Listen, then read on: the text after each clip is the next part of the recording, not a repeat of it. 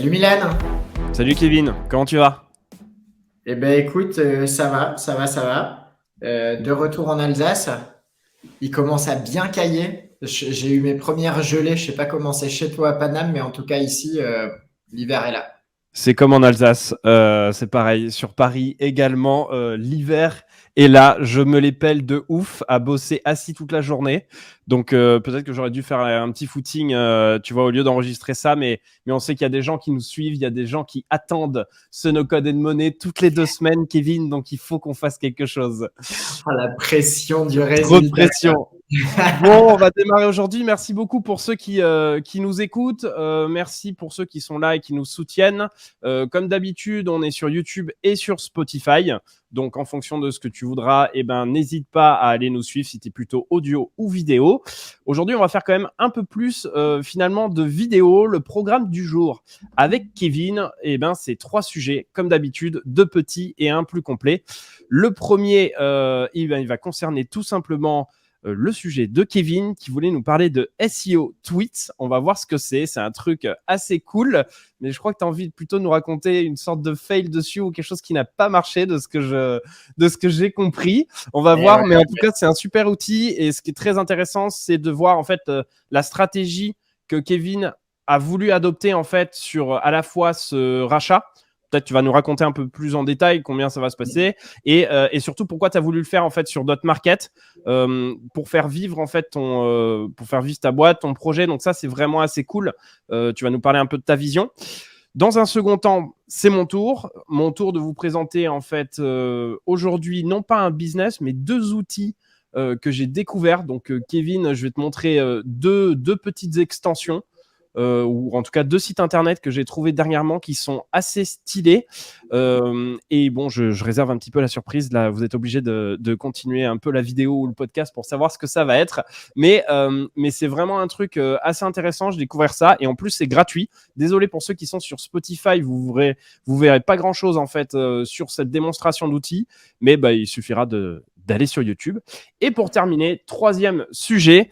Et alors, on a hésité entre pas mal de sujets pour ne rien vous cacher avec Kevin. Et pour cet épisode 10, on s'est dit que on allait parler en fait d'un sujet que vous voyez probablement poindre souvent en fait sur LinkedIn. Je pense que vous avez déjà vu en fait pas mal de personnes qui vous disent qu'ils vont lancer 10 projets en un an, 12 projets en un an, toujours sur ce concept en fait du building public.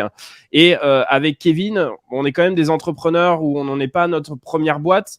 Lancer un projet, on sait ce que c'est, on sait que c'est long, on sait que c'est dur, et forcément, ça nous interroge un petit peu de savoir comment est-ce qu'on peut lancer 10 projets en un an.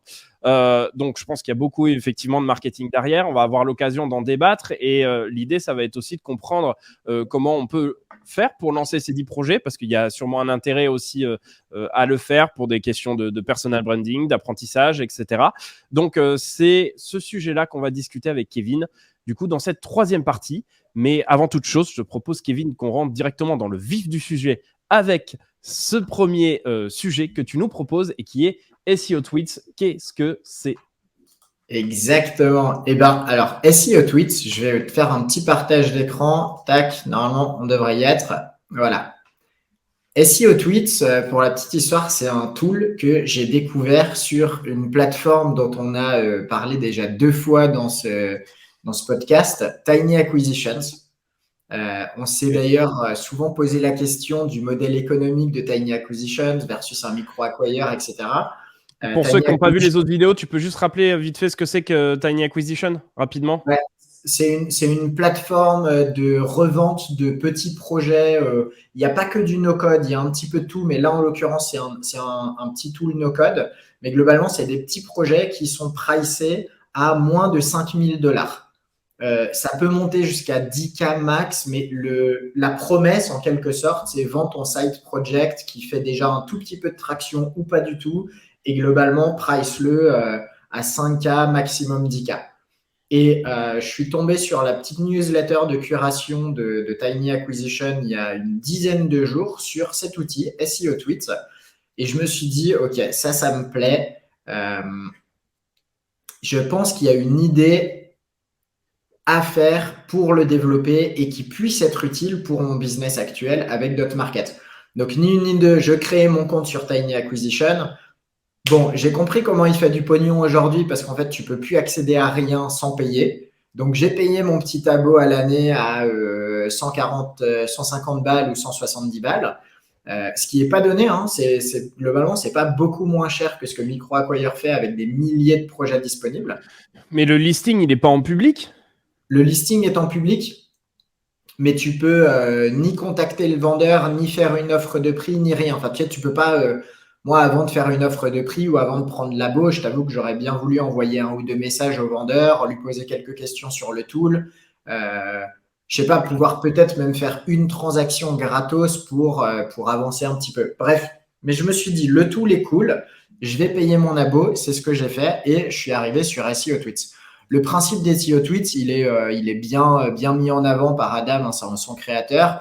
Globalement, il fait de la curation de tweets toutes les semaines, tous les jours. Et dès qu'il like un tweet, ça vient dans son petit dashboard qui est créé sur Webflow. C'est connecté avec TweetPic et ça permet d'avoir une bonne curation de tweets qu'il a trouvé intéressants, catégorisés en insight, update, tools, resource, threads et thoughts.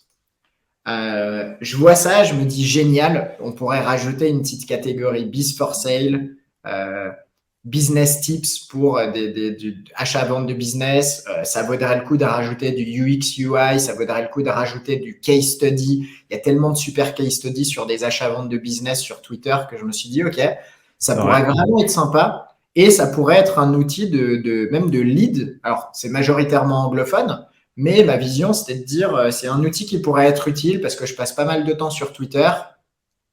Je like beaucoup de choses. Souvent, j'ai du mal à sauvegarder des anciens tweets. Je sais pas trop quoi en faire. Est-ce que je les mets dans une database? Est-ce que voilà. Et là, finalement, Adam avait un peu résolu cette problématique avec cet outil de curation. Et donc, je fais une offre à Adam.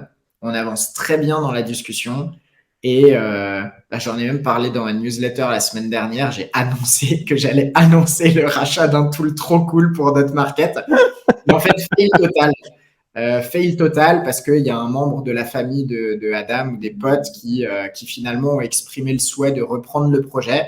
Et donc, ce que je peux tout à fait comprendre, Adam a choisi de le vendre à des proches, à des potes, à de la famille pour garder finalement un petit peu ça sous le coude. Et la vente a tombé à l'eau ce matin. Ça m'a bien gavé. Parce que j'y ai passé pas mal de temps à réfléchir, à analyser. On en a parlé, je t'ai challengé sur la tech, le développement, les idées futures, etc. Et c'est toujours frustrant en tant qu'acheteur de se retrouver face à une situation où tu vas jusqu'au moment où on avait rédigé le contrat et tout, on avait même négocié les termes à employer sur la vente du biz. Vous étiez allé jusqu'à le contrat et tout, il y avait une term sheet et tout? Ouais.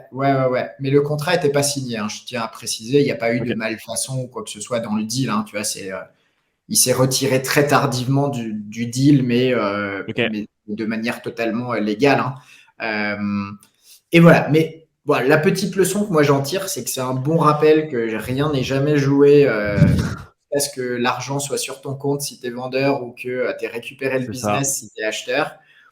C'était une expérience un peu frustrante, mais quand même, parce que je suis bon joueur et que quand même je kiffe l'outil, j'ai décidé de vous le présenter. Et si vous cherchez du coup un outil qui vous permette de faire de la curation de tweets sur le SEO, voilà, c'est un super tool. Et je vais en profiter parce qu'en fait, Adam a développé pour un pote à lui un autre business sur la même techno. Le mec aurait pu sponsoriser le podcast, hein, on va parler que de lui. Ouais, mais en fait, c'est l'idée qui est fun. Et il y a peut-être des gens, tu vois, qui vont réfléchir à cette idée et vont se dire, je pourrais le faire dans telle thématique. Parce qu'en réalité, tu peux le faire dans toutes les thématiques. Ouais, de ouf. Il l'a fait sur le Bitcoin. Et moi, je trouve l'idée vachement cool. Donc, voilà, bravo Adam pour le taf. Dommage qu'on n'ait pas pu aller au bout de la transaction. Mais en tout cas, belle utilisation d'outils no-code pour créer vraiment un tool pratique, utile, parce que faire des curations de tweets qui ont vraiment de la qualité, finalement, c'est ce qu'on fait dans nos newsletters, mec. Tu vois, aller chercher des super articles et les partager. Moi, souvent, je partage des tweets aussi.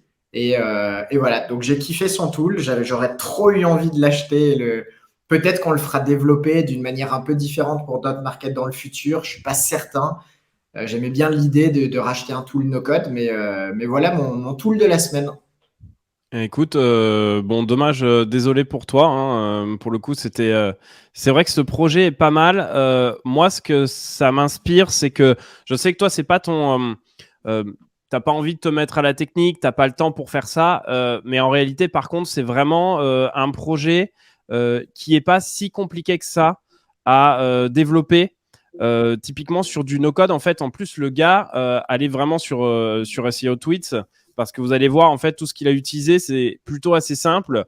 Il a pris un Webflow, il s'est fait un petit design sans trop se prendre la tête, mais assez quali pour qu'on ait envie d'y rester ou de regarder ce que c'est comme tools. Il a utilisé TweetPic, qui est en fait juste une sorte d'API ou un petit service qui vous permet d'afficher les tweets de manière plutôt assez jolie. J'ai regardé quand même, ça coûte 6 balles par mois. Ça peut valoir le coup en fait de le faire si après tu fais un peu de paid dessus. Bon, faut voir ce que ça donne.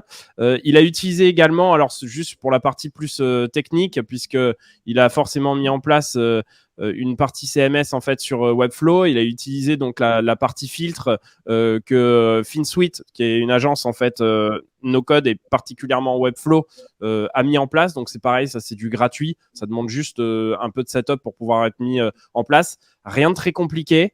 En vrai, c'est un projet qui peut de bout en bout, design compris, si l'idée est là, parce que je pense que derrière, il n'y a pas plus de copywriting que ça à faire.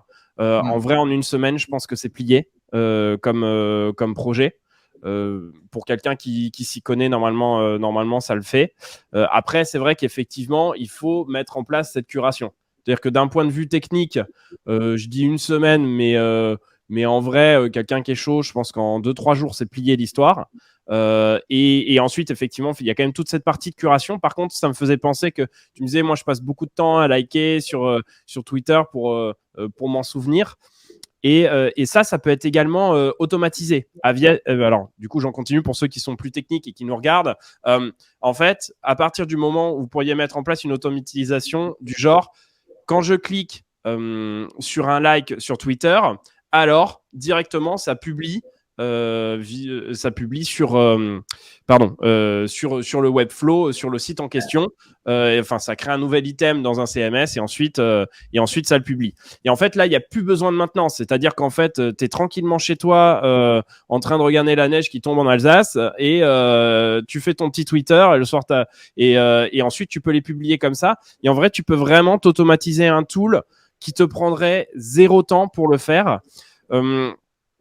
Ça te coûterait environ, j'ai envie de dire, je sais pas, 16, ouais, t'en aurais pour un peu plus de 20 balles par mois. Je me pose un peu la question de savoir est-ce qu'il y a une possibilité de monétiser ça. Le projet est cool, le projet est fun. Du coup, ça a complètement du sens, on va dire, dans un projet comme le tien, qui est finalement déjà monétisé. Mais tout seul, je me pose un peu des questions de savoir si quelqu'un lançait ça. Je trouve que le projet, il est fun, mais je ne sais pas trop encore comment le rentabiliser. Peut-être des ads, mais il faut quand même un gros trafic. Sponsor. Comment ? Sponsor. La réflexion que je m'étais faite, c'est que finalement, vu que tu présentes des tweets, techniquement, tu pourrais vendre du tweet sponsorisé. Ça, c'était une idée qu'on avait évoquée avec Adam d'ailleurs. Ok. Et l'autre aspect, c'est que, alors là, en l'occurrence, sur le marché français, je t'avoue que peut-être un petit peu plus difficile, mais sur le marché anglophone, où il y a déjà une bonne connaissance et reconnaissance de l'intérêt de sponsoriser des newsletters, Okay. Chaque semaine, la curation est envoyée au format newsletter. Alors Adam faisait ça bien avec une petite note personnelle sur pourquoi il avait sélectionné ce tweet, par exemple. Et finalement, il ne faut pas grand-chose en termes de nombre d'inscrits pour pouvoir commencer à dire, tu sais quoi, dans les 5 tweets validés de la semaine, j'intègre ton tweet sponsorisé qui parle d'un outil ou qui parle d'une case study ou qui parle de ton blog. Donc, il y avait des pistes qui, à mon avis, sur le marché anglophone, était intéressante à explorer sur un modèle de sponsoring. L'affiliation, j'y crois moins. La publicité, pareil, je pense pas que ça soit des trucs très sexy pour le coup. Mais sponsoring de certaines de tes newsletters, il y avait moyen dans mes projections d'aller chercher, en tout cas, de quoi rentabiliser l'investissement initial et de quoi rentabiliser les outils par mois, à minima. Ok, d'accord. Pour ajouter un peu ce que tu as dit, c'est-à-dire que techniquement parlant, vous pouvez même imaginer automatiser directement cette newsletter. Ce serait une newsletter qui, tous les 3 jours, s'enverrait en prenant les 5 derniers tweets qui ont été, par exemple, faits. Enfin, tu peux même imaginer, en fait, les avoir tous les jours, les 5 meilleurs tweets. Tu peux rajouter même un petit mot, en fait, si tu veux. C'était assez facile d'automatiser, en fait, comme business. Peut-être que pour la France, c'est un peu tôt. Mais alors, du coup, juste pour terminer sur le sujet, sur DotMarket, tu as voulu faire ça, en fait. C'est un test, c'est parce que tu penses que ça va pouvoir générer du trafic et par conséquent permettre de plus vendre de sites internet. C'était quoi l'idée? Parce que tu n'aurais pas pu directement intégrer ce tool sur le site de DotMarket, tu vois. Ça, c'était pas possible, donc c'était un peu un tool à côté. C'était quoi? Je sais pas si tu peux partager en fait le Ouais, projet. bien sûr. En fait, l'idée, elle m'est venue en regardant une stratégie d'investissement en ce moment qui est faite par Mushfik, pardon. Excuse-moi, mais, il parle anglais, donc il verra pas que j'ai écorché son nom, mais si un jour il écoute quand même, Mushfik, qui est auteur d'un blog qui s'appelle The Website Flip et qui a développé pas mal de petits outils autour de l'univers de l'achat-vente de business. Il est Ok. consultant, il accompagne des gens sur de l'achat-vente, il est courtier, il a des outils autour de ça. C'est assez complet. Et, euh, et en fait, j'ai vu passer un de ses derniers investissements que j'ai trouvé ultra intelligent. C'est qu'il procède en ce moment à des rachats stratégiques d'outils qui sont utilisés par des éditeurs ou des éditrices de sites internet et spécifiquement des gens qui sont en phase de rachat de business, avec un objectif qui est tout simple, c'est que tu vois, par exemple, pour l'investisseur web, la newsletter, c'est à destination d'investisseurs et d'investisseuses qui veulent s'intéresser à des projets digitaux. Globalement, où est-ce que ces personnes-là peuvent être? Si j'identifie un endroit ou un type de contenu qu'il ou elle consomme régulièrement, je peux en profiter pour aller leur parler de services ou de produits complémentaires. Donc là, par exemple, tu vois, le business dont je vais parler dans la prochaine newsletter, Mushfik a racheté un outil qui permet sur WordPress de simplement modifier tes liens affiliés Amazon, tu sais, les liens affiliés raccourcis. C'est une Ouais. galère à modifier sur un site Amazon parce que tu peux pas juste venir changer ton ID avec un search and replace. Et Ouais. donc ça, c'est un petit outil qui fait, si mes souvenirs sont bons, une sorte d'export de tous tes De tous liens, tes liens qui les d'affiliation. reconvertit, Ouais.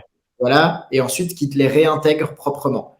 Et ça, typiquement, c'est quelque chose qui est utilisé par qui? Par des gens qui viennent de racheter un business Amazon et qui n'ont pas envie de se casser la tête à le faire manuellement. Donc, tu vas très intelligent en termes de stratégie. Tu achètes un tool qui est ultra utile pour des gens qui viennent de racheter un business. Et Ok. avec SEO Tweets, c'était un petit peu l'idée. Alors, c'est pas aussi stratégique que un rachat de plugin, même si tu vois, c'est des choses dont on discute pas mal avec Mayan en ce moment. Quel type de tool on pourrait du coup aller racheter pour DotMarket? Mais quand j'ai vu ça, je me suis dit, OK, moi, tu vois, je fais de l'achat-vente de sites depuis plusieurs années, même avant d'avoir DotMarket. Et finalement, un de mes sujets principaux d'intérêt, c'est de suivre des études de cas qui vont me permettre d'améliorer mes sites. C'est de suivre des bonnes news SEO qui vont être pertinentes, vu que je m'intéresse spécifiquement au référencement. Hum. Donc, le pari était de me dire, si j'intègre un nouvel outil de curation qui est différent de la newsletter, puisque dans la newsletter, on parle purement investissement, et on a déjà eu ce débat, tu vois, j'ai supprimé pas mal de contenu SEO dans la newsletter pour pas être trop SEO. Avec SEO Tweets, l'idée, c'était de remettre finalement une couche très axée SEO pour parler à une audience purement référencement et de pouvoir, à terme, créer une audience de personnes beaucoup plus intéressées par ce sujet et d'aller y glisser du contenu pertinent et stratégique pour d'autres markets ou sur de l'achat-vente de sites de manière un petit peu plus élargie. Donc voilà un peu quelle était la stratégie et qu'est-ce que je voyais potentiellement comme intérêt à mettre la main sur ce type d'outils et ce type d'audience déjà existante. Ok. Genre hyper intéressant. Je connaissais pas du tout en plus the website Flip. Franchement, ça a l'air quali. Tu me conseilles de m'inscrire à sa newsletter ou pas?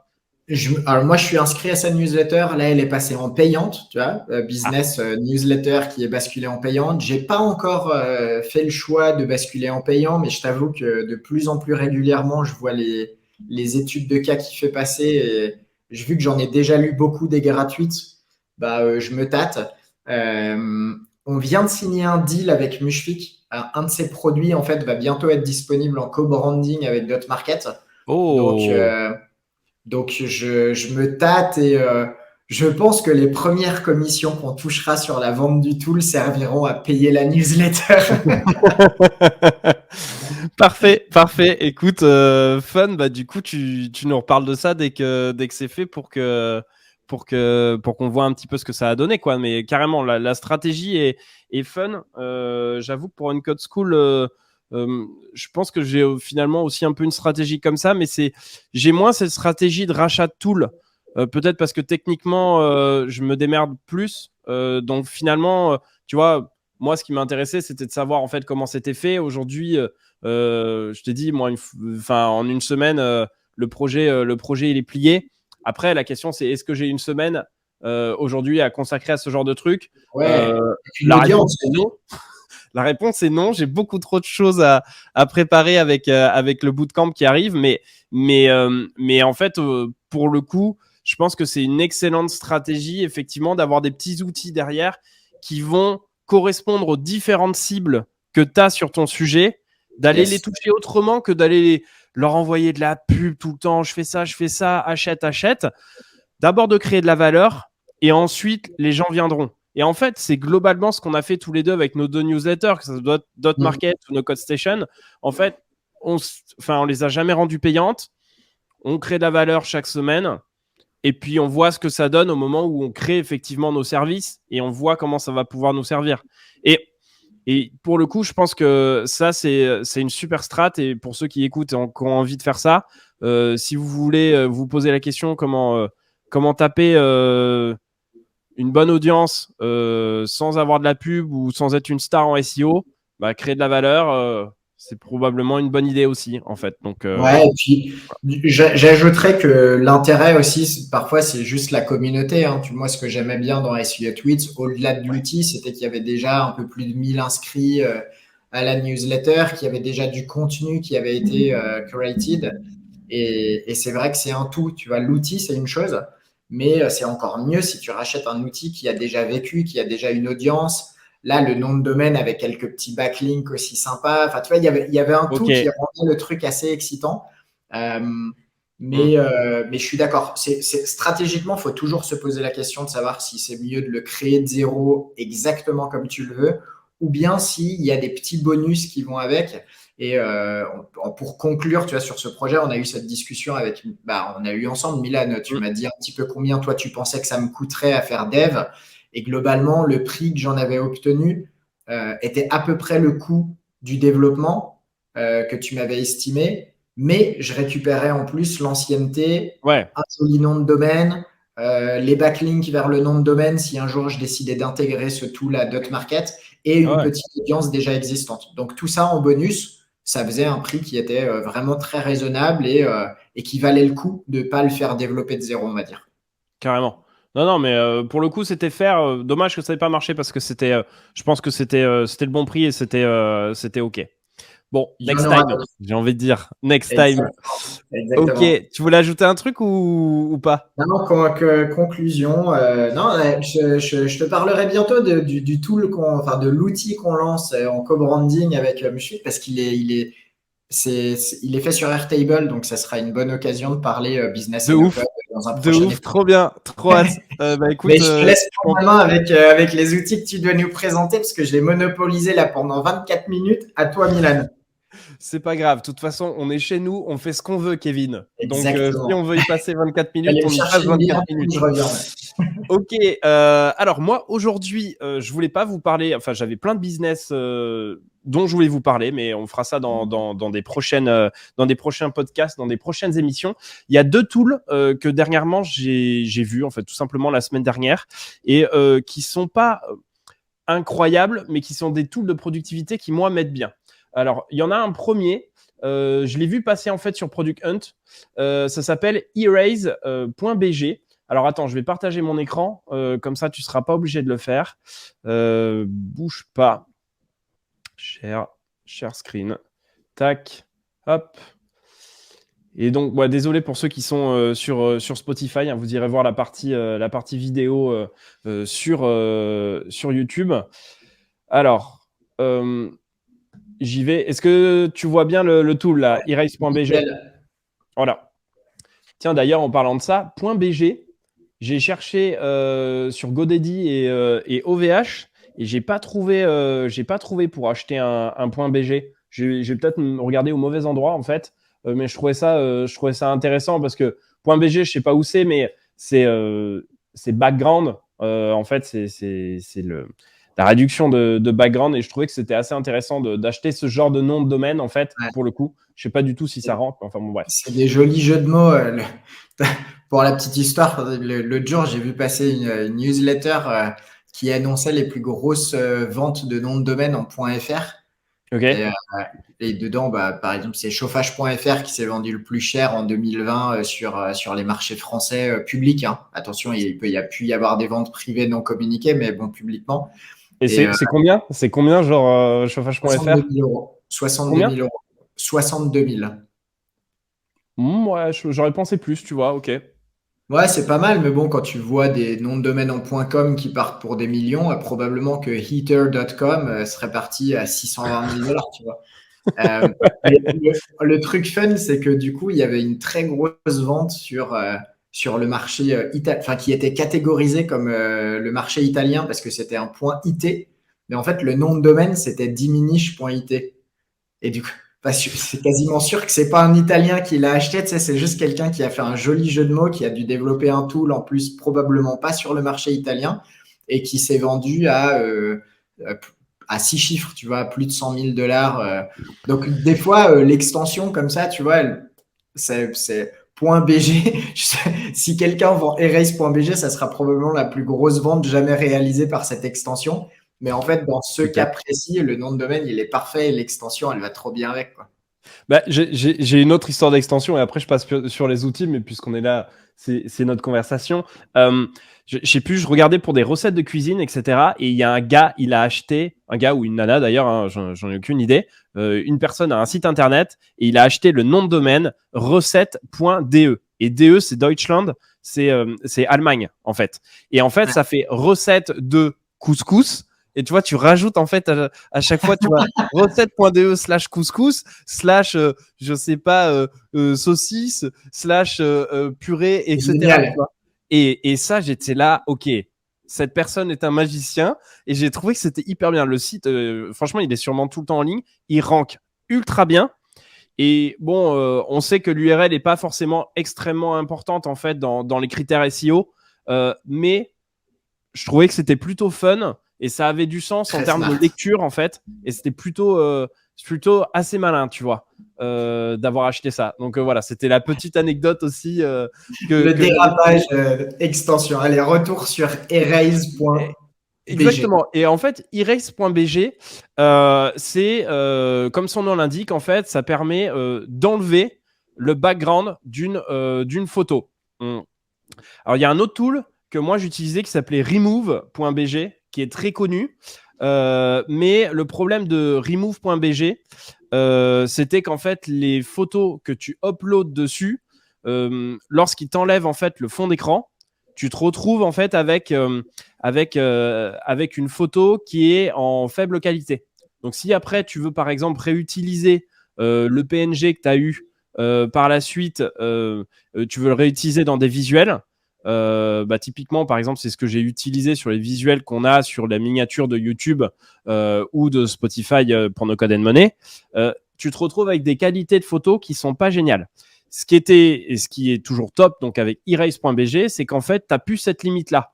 Donc, si par exemple, moi, je montre comment ça marche, hein, j'ai ici, j'ai une photo et je la glisse en fait dessus.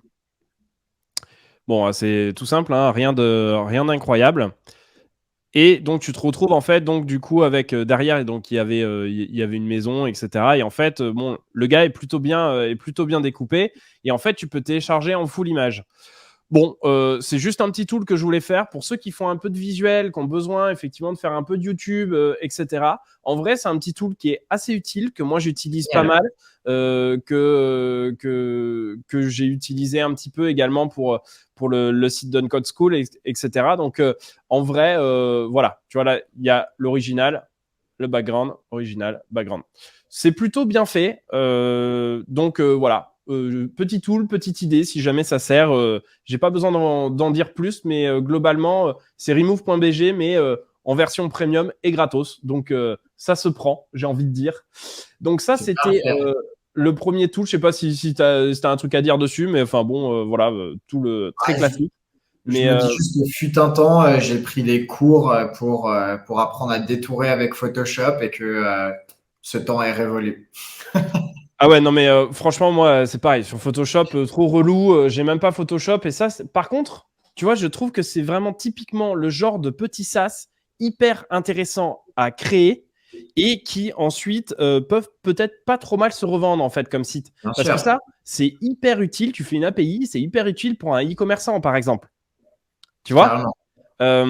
Et en fait, il y a un e-commerçant qui a, je sais pas, genre 150, 200, 2500 plus de produits et qui est obligé en fait de se les taper. T'imagines bien qu'il va pas filer ça en fait à des gars ou des nanas qui font du Photoshop. Sinon, ça va lui coûter une fortune. Ça va plus servir à rien. Alors, je sais qu'il y a déjà pas mal de services qui sont montés dessus, mais encore une fois, si tu es un petit site pour démarrer, bah, globalement, tu fais avec les moyens du bord. Photoshop, c'est payant, ça, c'est gratuit. Et franchement, ce modèle de business, c'est un truc qui m'intéresse pas mal. Un jour, c'est vraiment quelque chose qui me plairait bien, tu vois, de sortir un tool dans le même genre. Alors, pas forcément sur un truc pour enlever du background, mais tu vois, tu prends juste une ou deux fonctionnalités que tu as vues sur Photoshop, que tu as vues dans Figma, que tu as vues sur une newsletter ou un truc du style, et tu essayes de le décupler, d'en faire un service. Je trouve ça hyper intéressant. On en reparlera, mais franchement, je trouve que c'est très cool.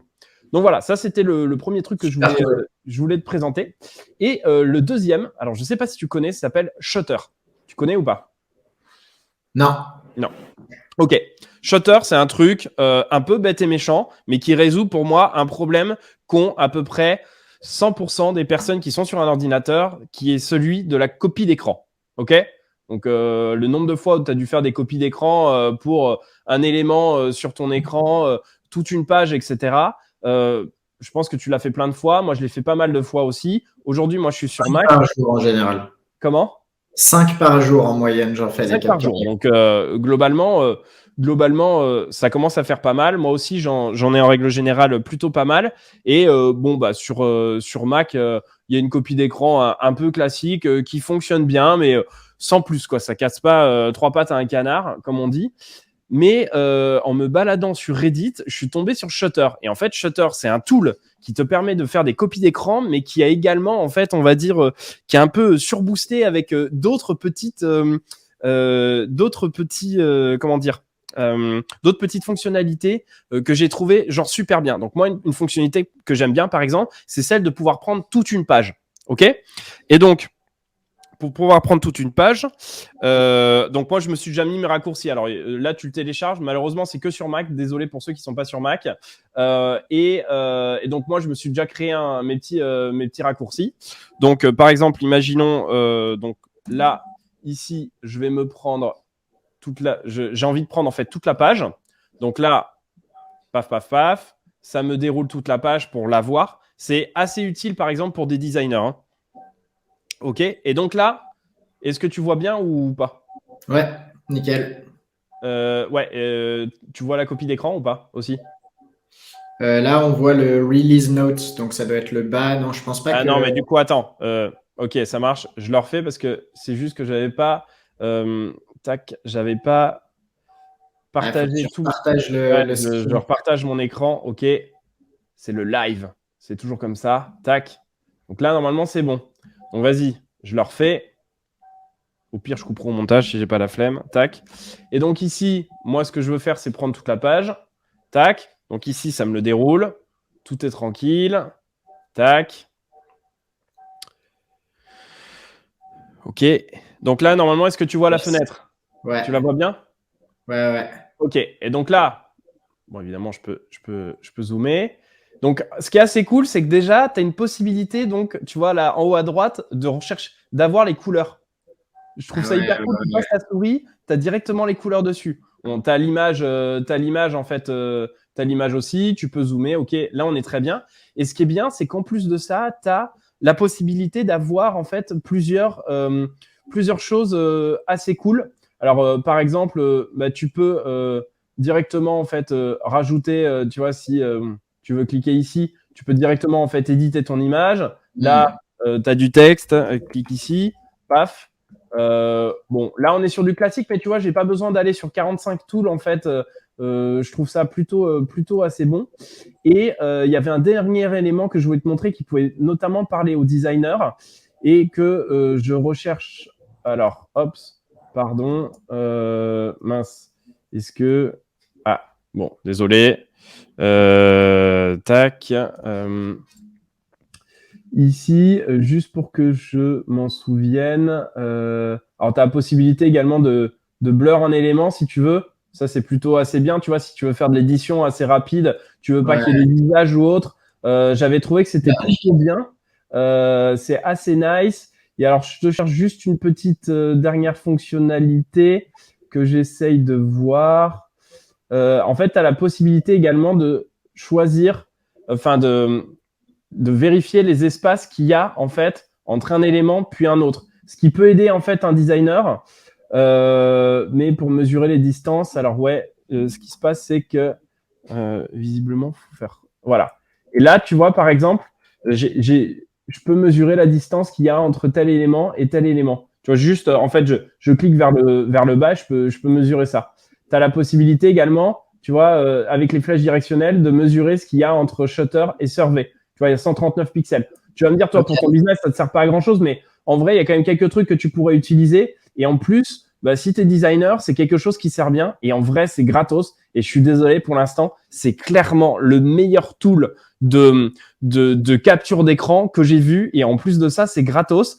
Tous les gars sur Reddit lui disaient, mais mec, tu devrais faire payer. Franchement, c'est hyper cool. Lui, il l'a sorti pour lui, donc il n'a pas envie de le faire payer. J'ai envie de dire, jetez-vous dessus avant que ça soit payant parce que franchement, il est trop cool. Donc, C'est voilà génial. ce que je voulais te présenter sur ça. Tac. Et voilà. J'ai gagné 2 tools. C'est sûr que je vais les utiliser. Et t'es sur Mac ou pas? Je suis sur Mac, bien sûr. Ah bah voilà. Et franchement, c'est assez bien. À partir du moment où tu configures le truc, tout est plutôt quali. Voilà, je vous conseille vraiment de vous y mettre. C'est pas grand chose. Je pense pas que sur tous les lives, effectivement, je vais faire un petit partage des différents tools. Mais ça, c'est des trucs. Dernièrement, moi, j'en ai eu pas mal besoin. La capture d'écran, c'est un truc hyper relou et qui mériterait, tu vois, vraiment d'avoir une vraie application. Et en vrai, ça, c'est, tu vois, je te parlais des applications tout à l'heure qui sont nécessaires. Pardon, enfin oui, qui sont des petits tools de productivité et que tu peux vendre. Ça, c'est vraiment des trucs assez stylés. Alors, par contre, ça, tu vois, je sais pas le développer, donc je sais pas si c'est compliqué ou non de le dev. Faudrait que je creuse un peu plus. Tu peux pas le faire en no code, me semble-t-il, pour l'instant. Mais par contre, c'est, euh, c'est vraiment un très bon truc. Voilà, je pense que c'est un bon tool à racheter et potentiellement offrir à ses clients. Voilà. Bah, tu vois, si tu as une communauté de designers ou que tu as un business de service autour des designers, racheter ce type de petit outil et le mettre à la disposition de ta communauté, c'est un peu l'idée que j'évoquais tout à l'heure avec SEO Tweets, hein. Finalement, c'est aller mettre la main sur des petites pépites qui sont pas forcément monétisées, qui ont été développées pour répondre à un besoin ultra précis et puis créer ton propre écosystème finalement de petits services vachement utiles. Carrément. Trop bien. Bon, je Génial. propose qu'on s'arrête là pour les deux petits outils. Alors, désolé, ça a duré un peu plus de temps que d'habitude, mais j'ai envie de dire, il y avait du contenu. Donc voilà, il y avait des choses, il y avait des choses à montrer. Et puis, on va terminer ce petit podcast avec on va dire le gros sujet du jour, qui comment? Le débat. Exactement, le fameux débat. Et alors, ce débat, je ne sais plus si c'est toi qui l'as proposé ou si c'est moi qui l'ai proposé. Bref, on s'en fiche un petit peu, mais je pense que tous les deux, on a pas mal remarqué qu'effectivement, moi, je l'ai remarqué en tout cas sur LinkedIn, il y a pas mal de gens qui commencent à se challenger. Tiens, on va faire 10 projets, 12 projets en un an, un par mois. Ça, c'est quelque chose qu'on veut faire. On le fait en building public et on vous montre comment est-ce qu'on va lancer ces projets et qu'est-ce qu'on va en faire. Notamment dans la communauté no-code, c'est des choses qui sortent pas mal. Je pense que c'est assez intéressant parce qu'effectivement, ça permet de promouvoir aussi les outils no-code. Donc moi, je suis assez un fervent défenseur de ça, tu le sais bien. Mais pour ceux qui veulent vraiment lancer un projet, qui ne l'ont jamais fait, c'est vrai que je pense qu'il faut faire la distinction entre ce qui est du marketing, quel est l'intérêt de faire ça. Et donc, c'était un petit peu le débat d'aujourd'hui. Building public, pourquoi pas 10 projets en un an. Quel est l'intérêt? Comment est-ce qu'on peut se lancer pour faire ça? Donc, on a un petit plan en fait à dérouler sur ça. Déjà, pourquoi est-ce qu'on ferait en fait finalement ce 10 projets en un an? C'est quoi l'intérêt en fait de faire ça? Ensuite, l'idée, c'est de vous montrer en fait comment rapidement en fait vous rappeler ce que c'est qu'un MVP et ce qu'il faut en faire. Vous parler ensuite peut-être d'idées parce que finalement sur No Code and Money, on est là aussi pour avoir des idées sur des sujets business et no code. Donc qu'est-ce que ça pourrait être 10 projets trouvés dessus pour que ça puisse vous inspirer si jamais vous voulez vous lancer également vous avez aussi un an à perdre entre guillemets et à lancer 10 projets. Donc on va vous donner quelques idées et puis surtout quelles sont les techniques marketing qui peuvent permettre de réussir à lancer ces projets et surtout à quel moment en fait c'est pertinent de choisir un de ces 10 projets parce que la réalité c'est que dans tous les cas si vous en lancez 10 vous pourrez vraiment vous en concentrer que sur un à un moment donné. Donc voilà, l'idée, c'est de parler un peu de tout ça et on va rentrer dans le vif du sujet. Kevin, je pense que tu l'as vu comme moi en fait, tous ces tweets un peu, enfin d'ailleurs c'est des tweets, c'est des posts LinkedIn, etc. de personnes qui veulent se lancer dessus. Pourquoi est-ce qu'on ferait ça d'un point de vue business? Ça serait quoi l'intérêt selon toi? Tu vois ça comment toi? Mon premier biais, évidemment, si je mets la casquette d'Hotmarket, ce serait tu développes, tu revends. On peut se poser la question, tu vois, par exemple, avec SEO Tweets, un projet, dev, tu chopes un petit peu de traction, puis tu as envie de passer à autre chose parce que finalement, peut-être que ton profil, c'est vraiment un profil maker et pas un profil scaler. Je ne sais pas si ça se dit comme ça, mais bon, je pense qu'on comprendra l'idée. Donc, je vois bien l'intérêt.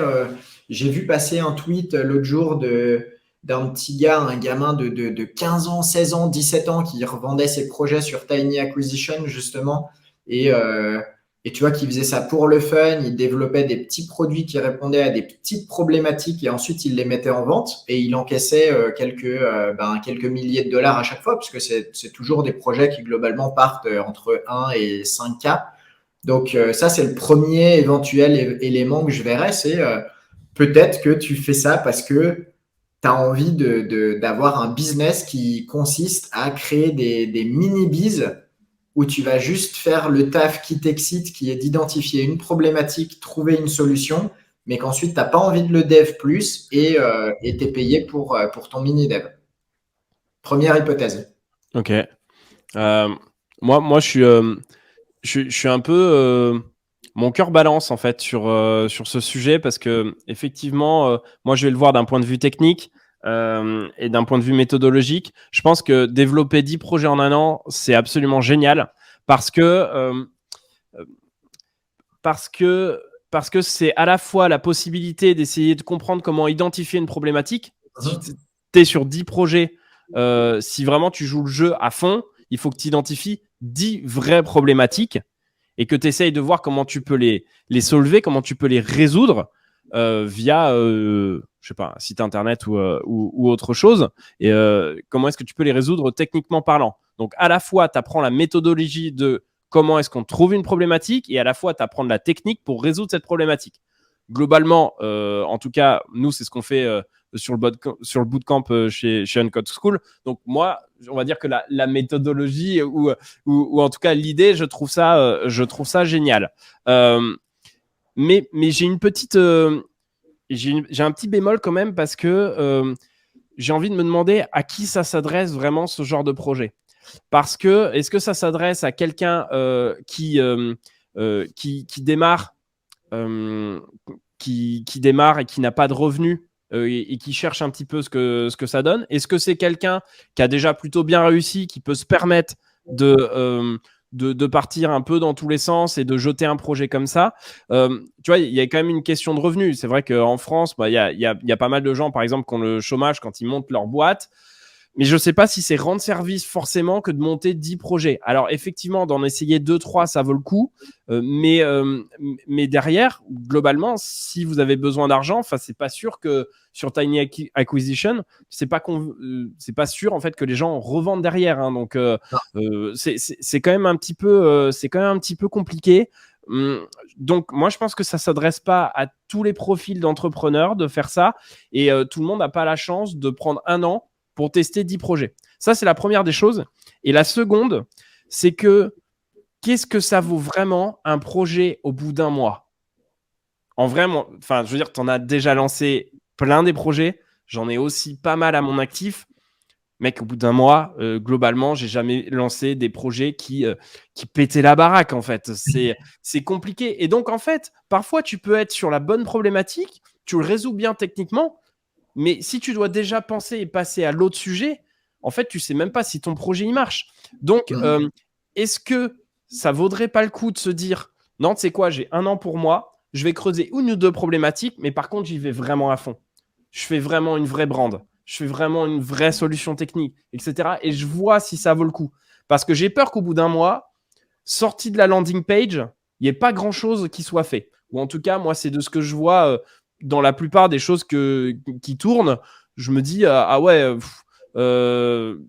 pas foufou techniquement, mais pourquoi pas? Peut-être qu'ils résolvent vraiment une problématique. Mais à la fin, vu qu'ils passent à un autre sujet, tu te dis, je ne sais même pas si ça fonctionne. Donc en fait, moi, je pense qu'à la fin, au bout de ces 10 projets, tu t'épuises. C'est difficile, même si c'est un beau challenge, que ça permet peut-être d'un point de vue du personal branding de dire je fais des projets, je suis un builder, je suis un maker, etc.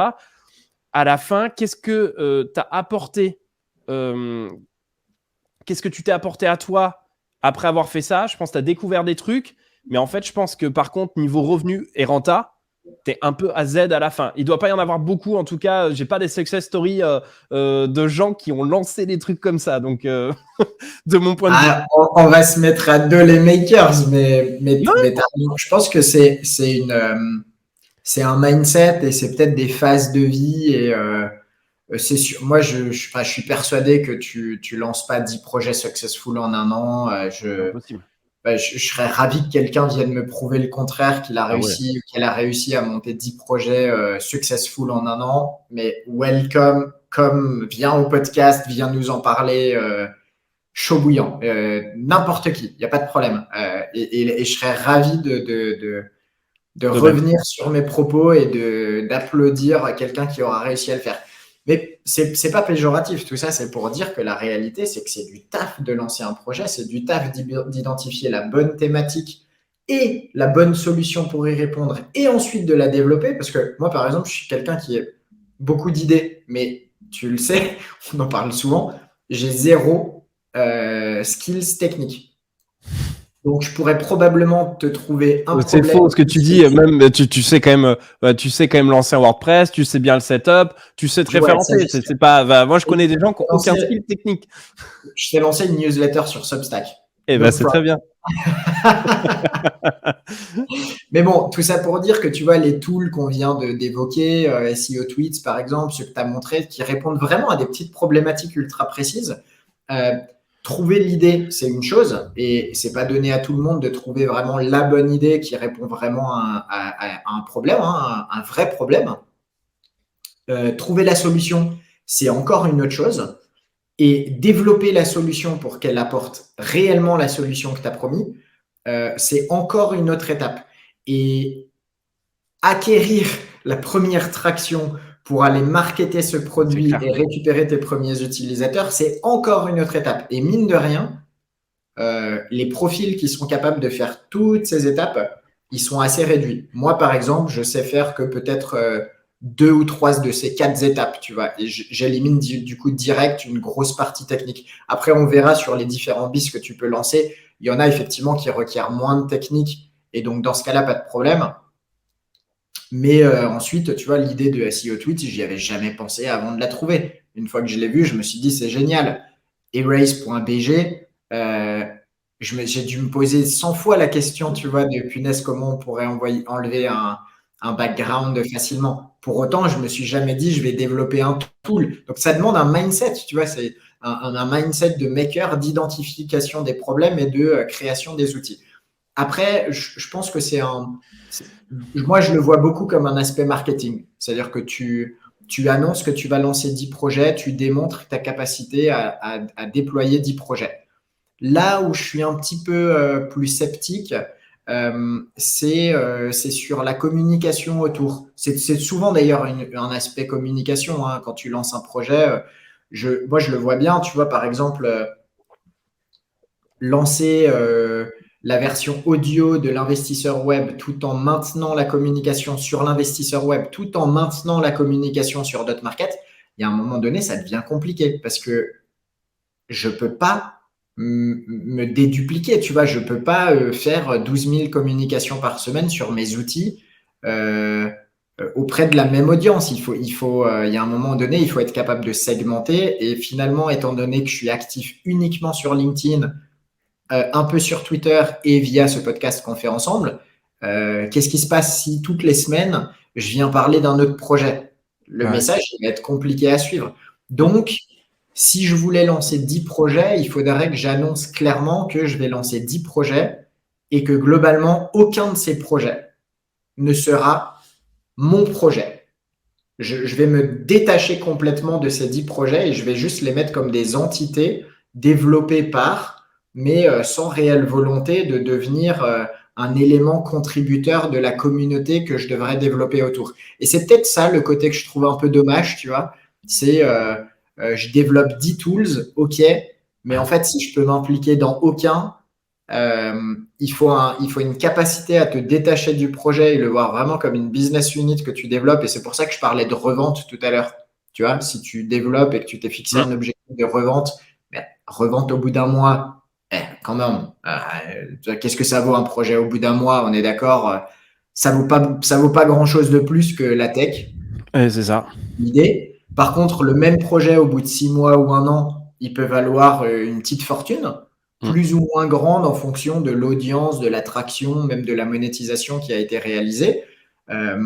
Mais voilà, c'est mon analyse et ma limite les limites que je vois au développement successif de trop de projets, quoi. Moi l'analyse que j'en faisais aussi, mais je pense que c'est un peu deux choix.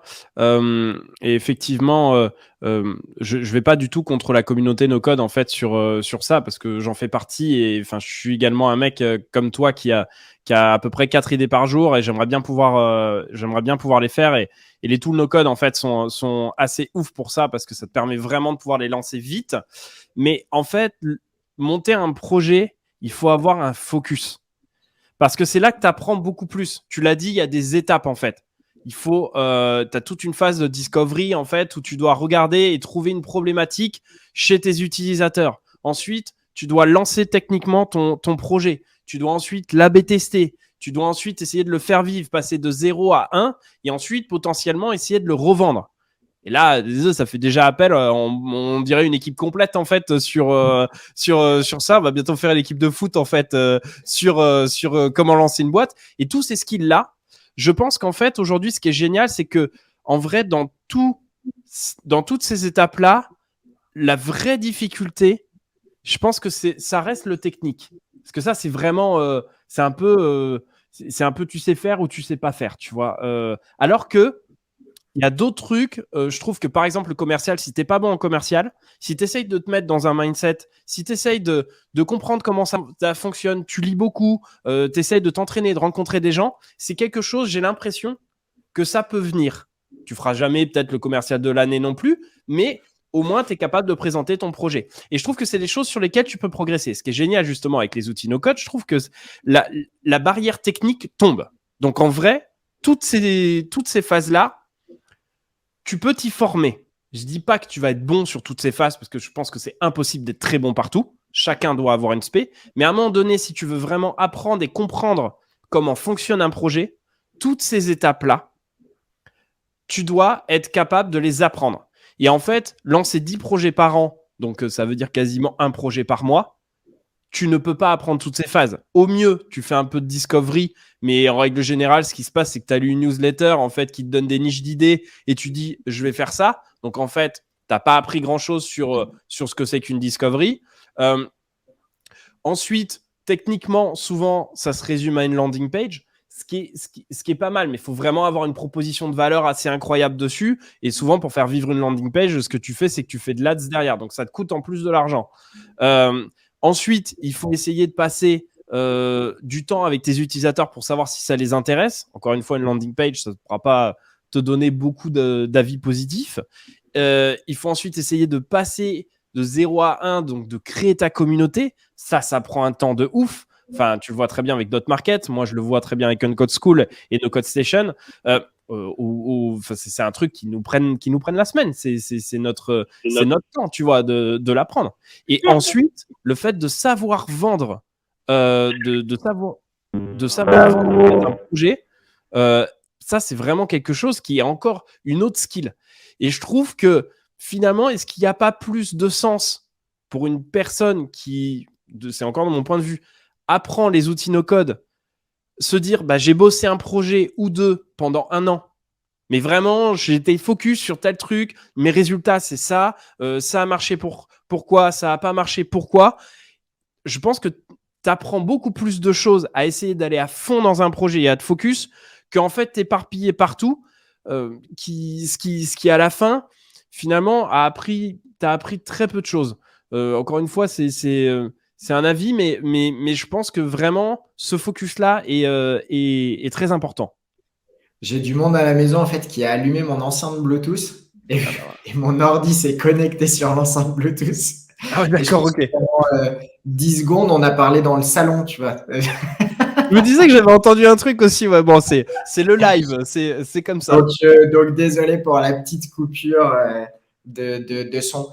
Mais ouais, globalement, c'est sûr que c'est pas un débat d'idées entre nous là-dessus parce qu'on est tous les deux très alignés sur le fait que les projets prennent du temps. Mais je pense que c'est vraiment c'est une bonne question en fait à te poser et que ça revient toujours, tu sais, à cette question de quel est ton objectif et c'est quoi ton profil. Et je pense que c'est pas pour rien que des plateformes de revente de side project cartonnent en ce moment et se développent de plus en plus. C'est qu'il y a, il y a, il y a, il y a, il y a un vrai kiff des gens à créer. Et ça, c'est génial. Ça, c'est génial. Et il y a des vraies opportunités pour des personnes comme moi, comme toi, comme plein de gens qui ont envie de racheter des projets justement pour gagner du temps. Et ça, c'est génial du coup qu'il y ait des gens qui le développent et qui n'aient pas envie d'aller plus loin parce que comme ça, c'est des super opportunités. Mais c'est sûr que si ton objectif, c'est de monter un projet qui va devenir ton projet, le projet que tu kiffes, comme c'est le cas avec toi, pour toi avec Uncode School, comme c'est le cas pour moi avec DotMarket, là, effectivement, je ne suis pas aussi convaincu que la multiplication des projets soit le bon moyen de trouver ton focus. C'est un peu ce qu'on appelle le Shiny Object Syndrome que moi j'ai eu pendant longtemps. Hein, donc, je parle en totale connaissance de cause et en sachant très bien ce que c'est d'avoir envie tous les mois de passer à un nouveau projet parce qu'il a l'air plus cool. Mais il y a un moment donné, il faut qu'il y en ait un qui devienne prioritaire, sur lequel tu mettes ton focus, ton énergie, de la vraie intelligence long terme. Et bah, peut-être que le fait de te dire que tu montes 10 projets en un an, ça peut être un moyen de dénicher le projet que tu veux mais il faut que ça fasse partie d'une stratégie, peut-être, tu vois, un peu plus globale, quoi. Parce que tu peux démarrer ton année, franchement, tu peux démarrer le 1er janvier en disant, cette année, je vais trouver le projet et tu vas peut-être pas l'avoir tout de suite. Et dans ce cas-là, c'est très bien de te challenger en bossant sur différentes technos. Tu vois, on va parler tout à l'heure des différents outils. Peut-être que tu peux essayer de lancer un e-commerce, lancer une newsletter, lancer un outil no-code, plein de trucs. Et que si tu en fais un par mois, à la fin de l'année, tu peux avoir appris sur le support, le média, la thématique, le type de business que tu veux développer. Franchement, en vrai, enfin, je reste assez sceptique sur le fait que qu'en un mois, tu aies vraiment appris énormément de choses sur tes utilisateurs et d'être vraiment capable, en fait. Évidemment, c'est génial, mais derrière, le learning, c'est quoi? C'est-à-dire que Le lancer un learning, projet, avoir plusieurs idées, ok, mais en vrai, il vaut mieux se planter, mais avoir lancé un projet, ce qui est le cas. Enfin, dans mon cas, j'ai fait plein de fois ça, hein, lancer des projets qui n'ont pas marché, mais vraiment d'aller au bout, tu vois, et d'essayer vraiment de trouver des utilisateurs, des gens qui payent, etc., plutôt que, en fait, se dire, bah, au bout d'un mois, je le balance. Franchement, à moins d'être hyper connu, la probabilité que ton projet il soit rocket au bout d'un mois, non, ou alors que tu une idée de ouf, je vois pas elle, trop. elle est minime. Mais bon, après, tu sais, c'est comme la semaine de 4 heures. On a choisi un titre, 10 projets en un an. La réalité, c'est que si tu en lances 3, c'est nickel. Tu vois, peut-être qu'avec 3 projets par an, tu peux trouver le projet. Ouais, Tu peux aussi en faire 25 dans l'année. Et dans ce cas-là, tu auras encore moins de chances qu'il y en ait un succès dans ces 25 parce que c'est pas possible. Tu vois, globalement, je pense que c'est un très bon moyen de tester des choses, mais c'est pas un bon moyen de trouver le projet qui va fonctionner ou d'avoir un ouais, projet qui va cartonner. Voilà. carrément. Écoute, C'est, top. On va juste passer au truc suivant, mais alors, je pense ce qui va intéresser tout le monde, c'est peut-être c'est quoi les 10 projets qu'on pourrait lancer en fait et qui sont assez faciles à lancer. Juste pour rappeler que souvent on parle de MVP. Finalement, c'est un minimum viable product. Donc c'est un produit minimal à lancer. Vous avez une problématique, vous proposez une landing page dessus, vous proposez peut-être un petit service en fait qui fonctionne. Pour moi, le MVP, pour valider que votre projet il est bon, il n'est pas suffisant. Il faut le confronter effectivement aux utilisateurs, mais je pense que le bon MVP qui va faire que tu vas vraiment te mettre sur ce projet, c'est quand tu vas passer au MVB, c'est minimum viable buyable. Donc la proposition minimale pour laquelle les gens vont réellement payer. Donc, franchement, ça peut être même 5 balles, hein, mais si des gens payent, ça veut dire que ton service résout au moins un problème pour une personne. Et là, à ce moment-là, ça vaut le coup de se focus. Mais si tu as juste lancé des MVP dans tous les sens, je trouve que tu t'arrêtes vraiment à une strat. Ok, tu as fait un MVP, mais finalement, tu es plus une agence, tu vois. Au final, à partir du moment où tu veux lancer un projet et voir si ça a un intérêt, enfin pour moi, c'est ça, lancer un projet, c'est justement de savoir si derrière ça, il y a des gens qui sont intéressés pour acheter, pour précommander en fait le truc. Je pense que c'est ça qui a du sens en fait. le MVP, juste petite précision, si tu me permets, le MVP peut te permettre de valider que tu es capable de répondre à un besoin, mais il te permet pas forcément de valider que tu es capable de répondre à un besoin pour lequel quelqu'un payerait en termes de solution. Parce qu'un MVP tu vois, erase.bg, le MVP fait son travail. Par contre, il n'a pas encore prouvé que des gens seraient susceptibles d'acheter potentiellement des crédits ou une solution ou quoi que ce soit. Donc, c'est ça la prochaine étape. C'est que si le fondateur ou la fondatrice de erase.bg voulait valider que ça pourrait devenir un projet financement viable, il faudrait valider une étape d'après qui est: y a-t-il un besoin pour lequel les gens seraient prêts à payer? Mais le MVP peut juste te permettre de répondre au fait qu'il y a un besoin qui est: les gens ont envie de supprimer du background de leurs images. Et la question d'après, c'est: est-ce qu'ils seraient prêts à payer pour pouvoir le faire sur assez d'images ou plus rapidement ou mieux ou quoi que ce soit? Et qui est une question finalement pas plus déconnante que ça, puisque à la fin, si tu lances des projets, à moins, sauf si c'est de l'associatif ou sauf si c'est pour t'entraîner techniquement sur quelque chose, mais à la fin, quand même, on vit pas d'amour et d'eau fraîche. Donc l'idée, c'est d'en faire un business. Et je pense qu'il faut passer cette étape-là. Dans le cas d'Erase.bg, l'API qu'ils ont développé et tout ça, j'ai pas vraiment regardé, mais j'imagine, c'est sûr, c'est un peu tricky quand même à développer ce genre de truc. À un moment donné, ça doit leur coûter des frais de serveur, ça doit leur coûter peut-être des frais de développeur, etc. Donc, faut quand même vite passer à ce MVB pour pouvoir justement faire en sorte que ça soit un projet qui continue. Sinon, c'est un projet qui vivra pas. Dans un monde idéal, en tout cas, sauf si, tu vois, il y a plein de tools géniaux qui fonctionnent très bien juste sur la publicité parce qu'en fait, ils ont réussi à devenir l'outil qui génère des millions de visites gratuites de gens qui ont juste besoin d'un truc. On en avait parlé dans un épisode avec l'outil de conversion des PDF, je crois. C'était quoi l'outil qu'on avait présenté? Je sais plus, c'était Conversio ou un truc du style. Ouais, exactement. Quand tu es sur ce type de business, potentiellement, tu peux aussi t'en remettre au volume. Mais là, on en revient au fait qui est que c'est pas en un mois que tu vas avoir ton million de visites qui te permettent de monétiser via de la publicité. On avait eu la case study d'ailleurs avec, tu te rappelles, le bateau bloqué, le site sur Is the ship still blocked? On a bien vu que c'était pas en un mois que tu arrives à monétiser le projet, même s'il avait fait des millions de visites pour le coup.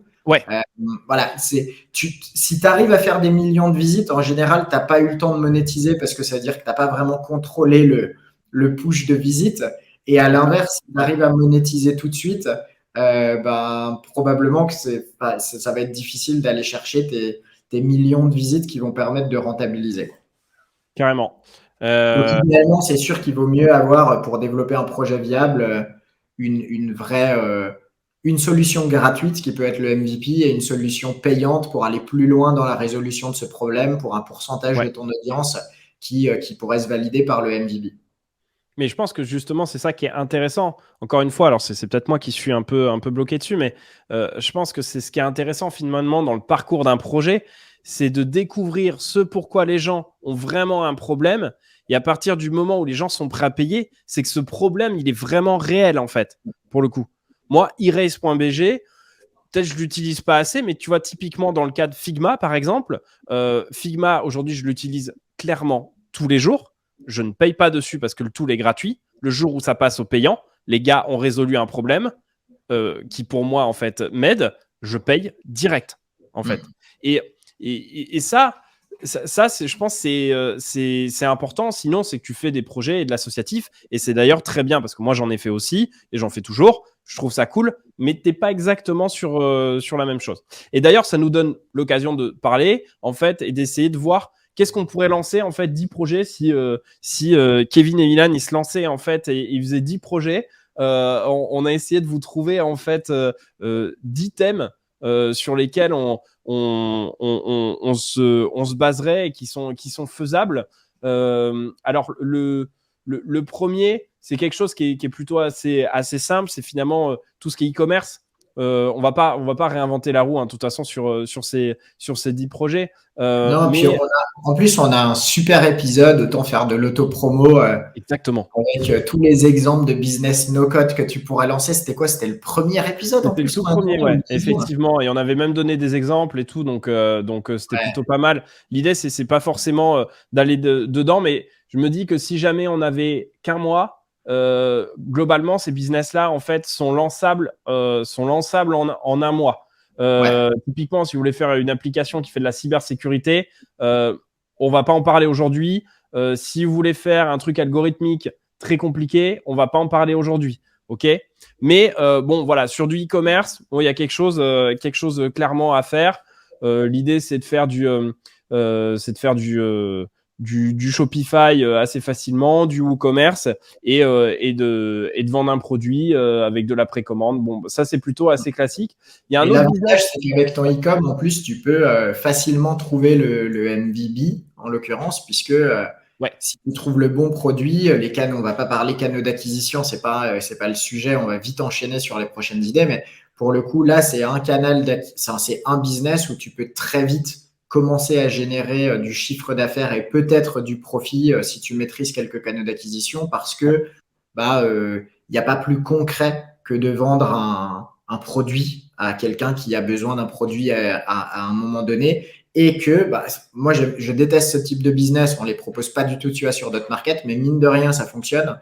Tous les produits winners qui consistent à identifier un produit qui va fonctionner pour les 2 prochains mois parce que c'est ultra tendance. Mais mine de rien, ça veut dire qu'en 1 à 2 mois par an, tu peux faire du cash avec un petit projet, monter très rapidement, monétiser très rapidement et dégager tout aussi rapidement parce que la tendance est passée, mais entre-temps, tu as pu faire du chiffre. C'est quoi? C'est un truc qui est basé par exemple sur du dropshipping ou ça peut être genre c'est la fête des mères et en fait il y a juste le cadeau et en fait c'est le e-commerce spécialisé sur la fête des mères et qui fonctionne du coup une fois par an.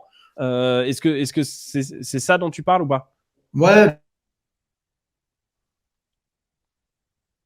les deux sont possibles. Je pense plutôt que ça te permet, avec le dropshipping, d'éliminer intégralement la problématique du stockage, etc., pour te lancer. Mais tu pourrais aussi, si tu as une vision, encore une fois, un tout petit peu plus long terme, lancer un business juste pour une saison nommée Ok. et attendre l'année prochaine que ce soit de nouveau le. Donc, les deux sont possibles Les deux globalement. univers. Tu Ok. peux lancer un petit e-commerce très tendance, très niché qui cartonne. Et de manière très générale, tu peux en tout cas lancer un e-commerce en moins d'1 mois et si possible, continuer à bosser dessus dans le futur. Mais en tout cas, c'est faisable, carrément. Ça m'intéresse juste de comprendre, mais vraiment en 30 secondes, pourquoi vous les acceptez pas en fait chez Dot Market sur de la revente?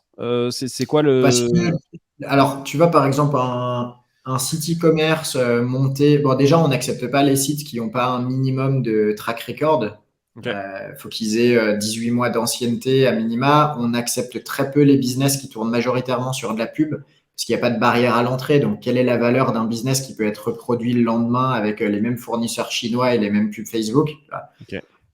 Et on n'accepte évidemment pas des business qui n'ont pas de pérennité. Donc, si tu lances un dropshipping en full ads sur un produit thématisé, ultra niché, juste tendance, genre les fidget spinners ou l'accessoire de l'été qui ne sera peut-être plus l'accessoire de l'été l'année prochaine, ces business, en fait, ils n'ont aucune valeur long terme. Donc, il y a des gens qui les rachètent, qui vont faire le pari que le produit va durer encore juste assez longtemps pour pouvoir le rentabiliser. Et eux, ils vont par exemple tripler le budget publicitaire et optimiser les ads pour être encore plus rentable. Mais globalement, c'est des business dans ce cas-là qu'il faut aller vendre en direct aux bonnes Ok, personnes et ouais. c'est pas du tout l'audience qu'on adresse. Voilà. Ok, trop cool. Deuxième projet qu'on pourrait lancer en un mois. Ça, c'est un business que toi, tu connais bien. Peut-être que tu peux nous le présenter. C'est celui de l'affiliation. Qu'est-ce que c'est et pourquoi c'est montable en fait en un mois? Alors, on l'a mis en business, mais ce qui est plus intéressant, c'est de comprendre le modèle économique. Ouais, Parce que typiquement, l'affiliation, tu peux le plugger sur beaucoup de types de business. Tu peux le plugger sur une newsletter, sur un blog, sur de la publicité, peu importe. Mais l'intérêt du modèle économique de l'affiliation, c'est que globalement, tu touches une commission pour avoir proposé le produit de quelqu'un d'autre à ton audience. Et donc, ça veut dire que tu n'as pas à gérer, tu n'as pas à créer le produit, tu n'as pas à gérer le customer service, tu n'as pas à gérer la livraison ou quoi que ce soit.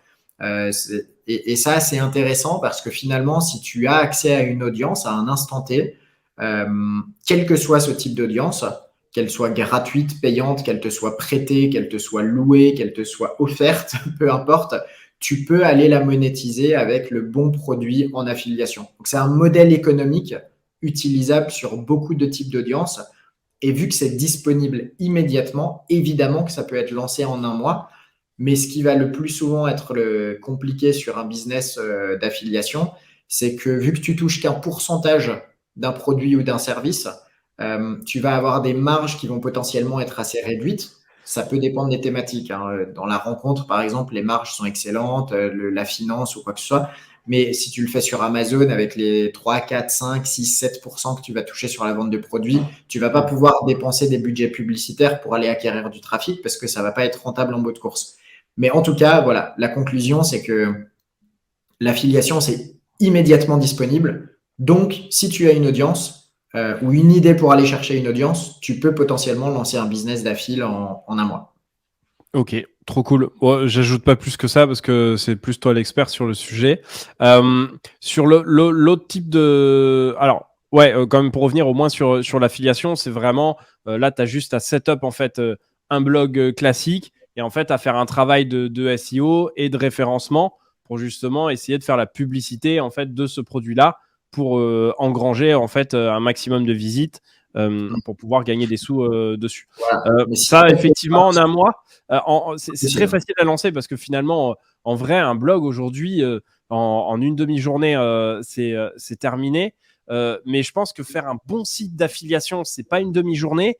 Et vu le temps que ça demande hors ads, parce que c'est vrai que les ads, finalement, tu sors ta carte bleue, c'est assez rapide à faire. Mais sinon, sur du référencement, encore une fois, je pense que tu pourrais nous en parler, mais c'est des mois et des mois de travail acharné pour avoir quelque chose qui commence à payer. Ouais, tu peux le lancer en un mois et tu gagneras pas de l'argent avec en un mois, ça c'est sûr. Voilà. Donc, et c'est pas un business passif, je pense, l'affiliation.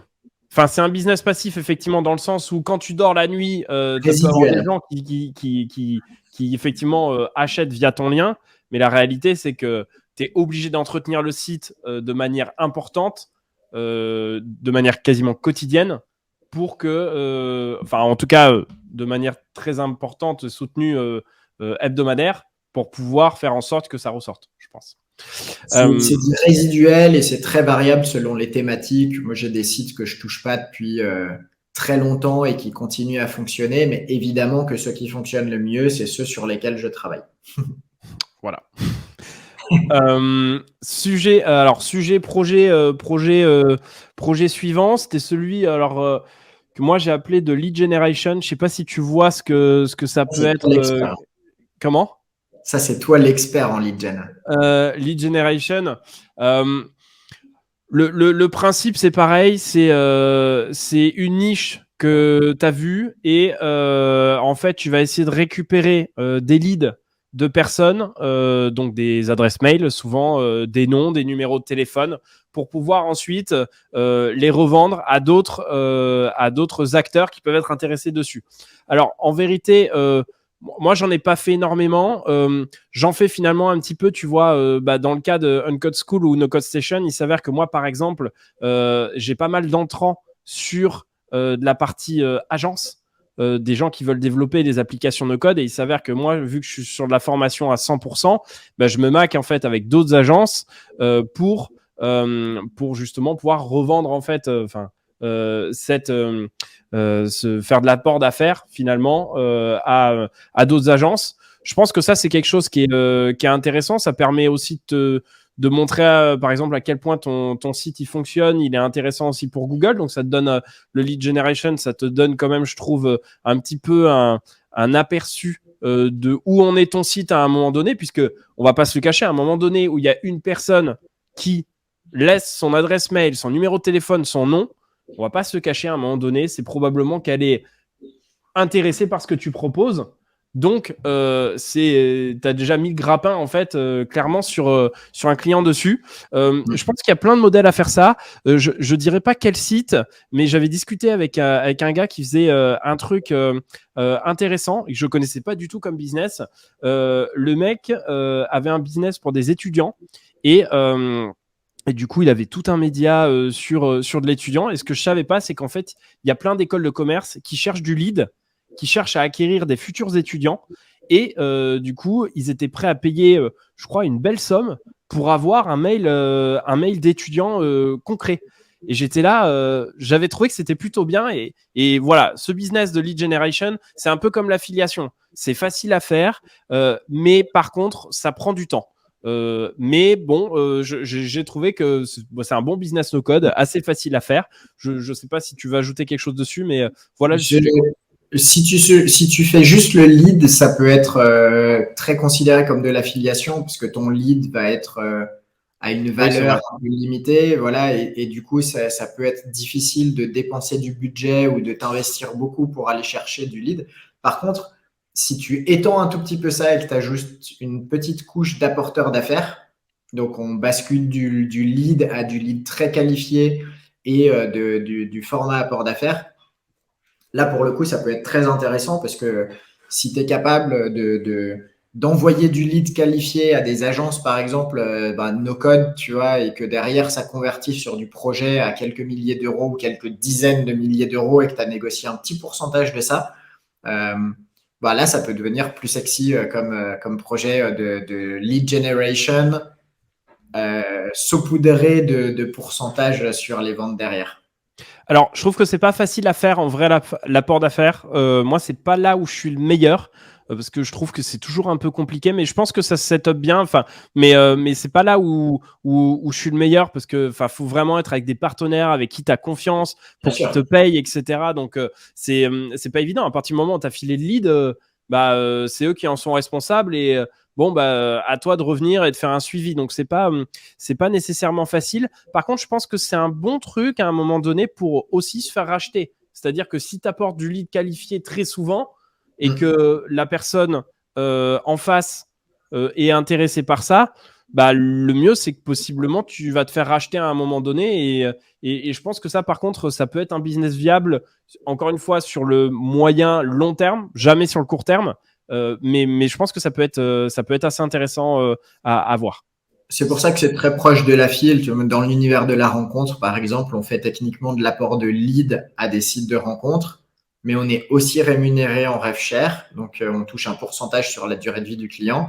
Et techniquement, tu vois, la plateforme avec laquelle on bosse, on a un contrat qui stipule que si un jour on veut vendre le site, on doit les prévenir en amont pour qu'ils puissent se positionner sur le rachat du site. Ils ont un droit de Parce que préférence.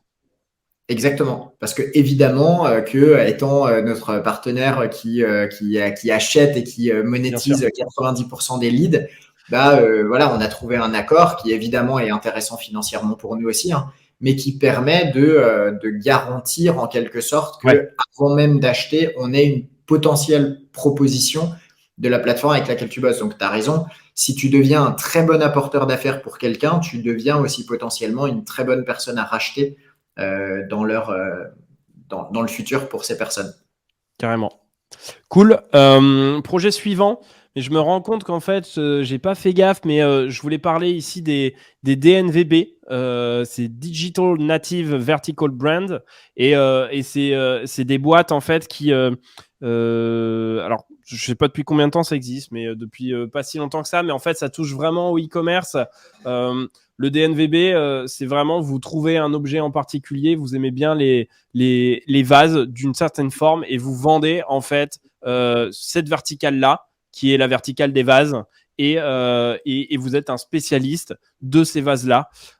Finalement, ça se rapproche du e-commerce. Donc là, je pense que ce qui est intéressant par contre sur le DNVB, c'est qu'encore une fois, on n'est pas, de mon point de vue, on n'est pas sur du dropshipping. Dans DNVB, il y a le B de brand.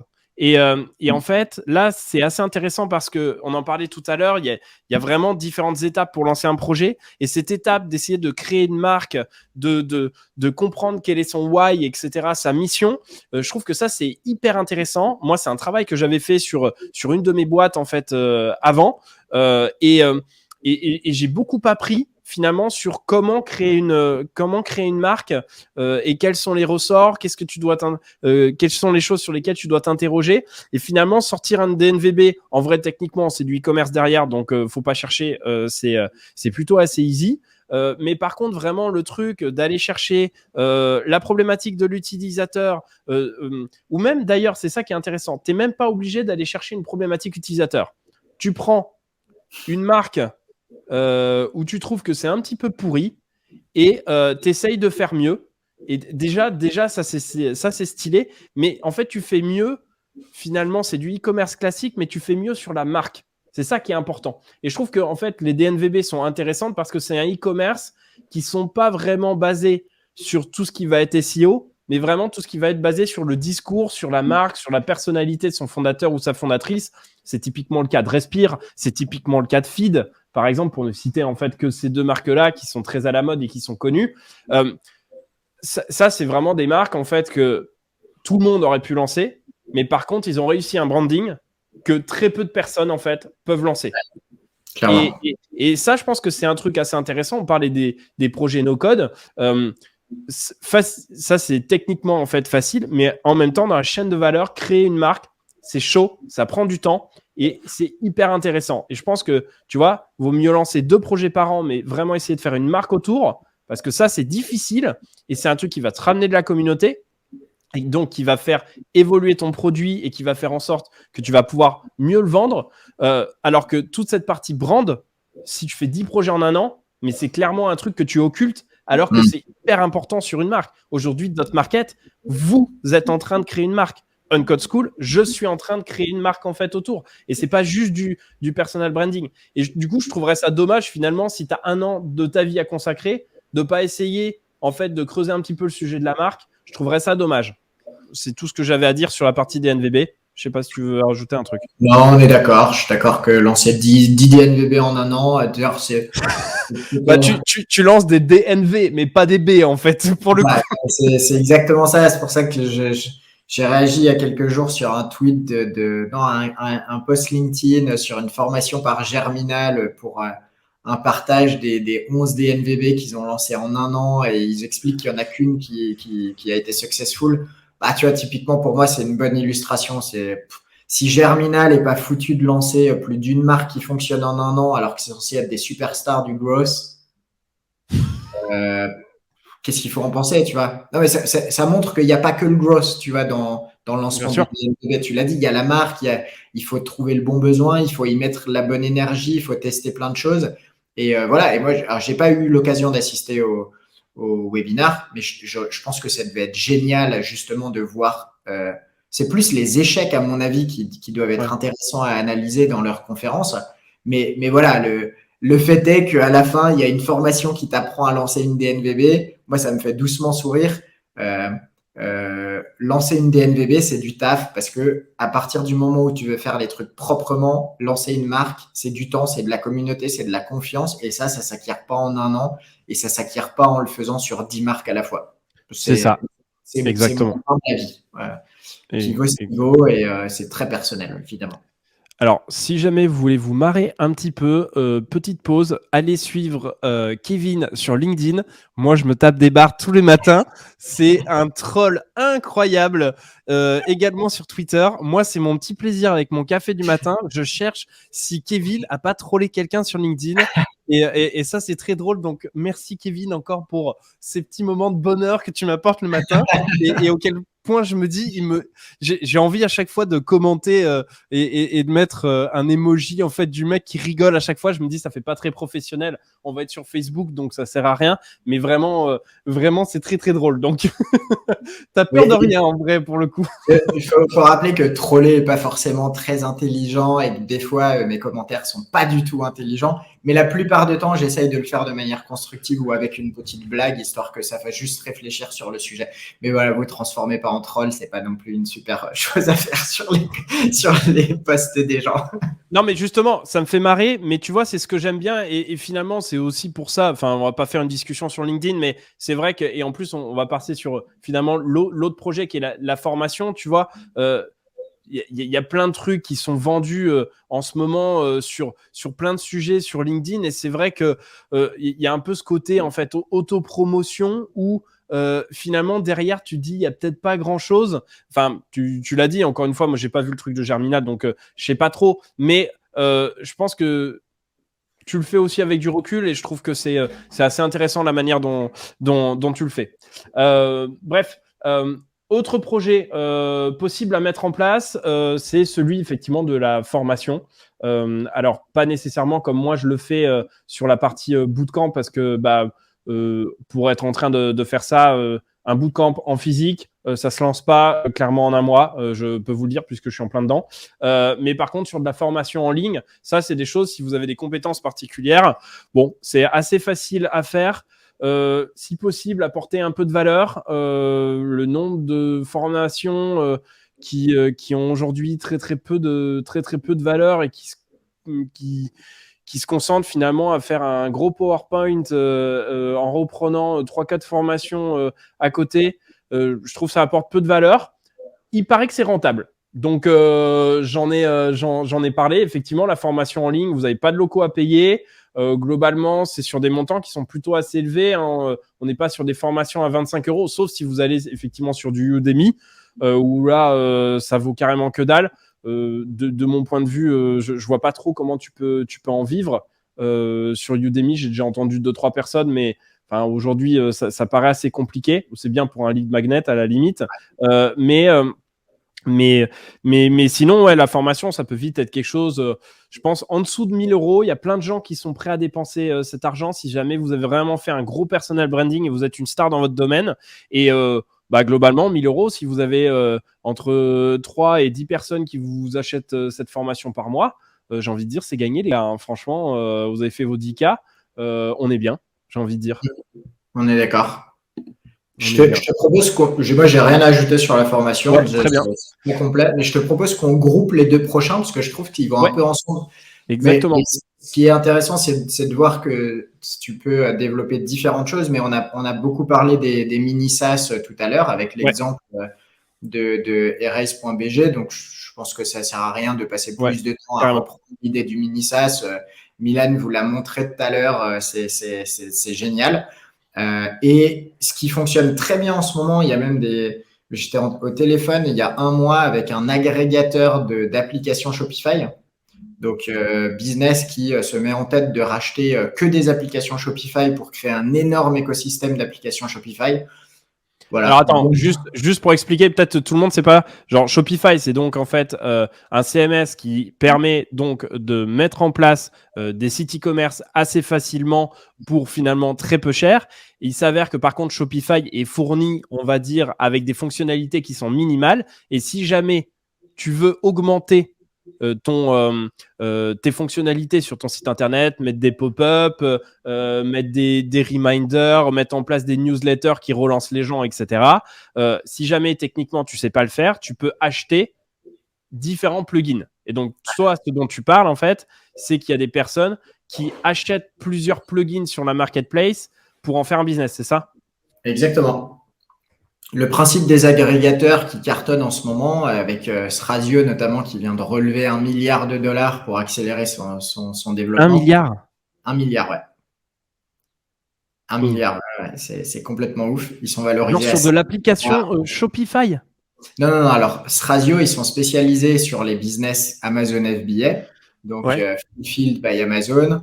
Il y a plein de vidéos sur le sujet. Ce sera plus simple que vous alliez les voir si jamais. Mais le principe, c'est de laisser Amazon gérer la partie logistique et de s'intéresser plutôt au développement de la brand, de la DNVB par exemple, mais de la sourcer intégralement, enfin logistiquement parlant chez Amazon. Et Thrasio est le plus gros agrégateur de marques FBA, donc vraiment il se spécialise sur le fait de racheter plein de marques autour d'Amazon FBA et de développer une vraie stratégie de croissance et de domination de thématiques avec plein de marques dans des thématiques. Et en fait, étant donné que ça fonctionne très bien pour eux, ça a créé plein d'idées. Et il y a plein d'agrégateurs qui se sont lancés sur le même modèle, mais ça a aussi ouvert la porte à des agrégateurs qui se sont dit, attends, Amazon FBA, c'est déjà bien blindé. Qu'est-ce que je pourrais créer d'autre comme modèle d'agrégation? Et donc, par exemple, les applications Shopify, les applications WordPress, qu'est-ce que tu as mis les extensions Chrome. En fait, il y a des agrégateurs, tu vois, qui se spécialisent maintenant un petit peu dans tous les domaines et qui veulent devenir des ogres de l'application plus CMS. C'est ouf ça. En C'est un vrai, c'est modèle super économique. comme business. Voilà, c'est super intéressant parce qu'en fait, du coup, ils ont une database de gens qui utilisent par exemple Shopify. Derrière chaque application qu'ils vont acheter, ils vont pouvoir la proposer à cette audience déjà acquise et faire du cross-sell. Enfin bref, c'est évidemment génial, ça demande beaucoup d'argent, mais tout ça pour dire que il y a des vraies opportunités de création de business sur ces plateformes-là, de ce modèle-là, et que en plus, il y a des vrais potentiels de revente. Évidemment, par contre, il faut les développer. Donc, encore une fois, développer un business et au bout d'un mois, ça ne vaut pas grand-chose.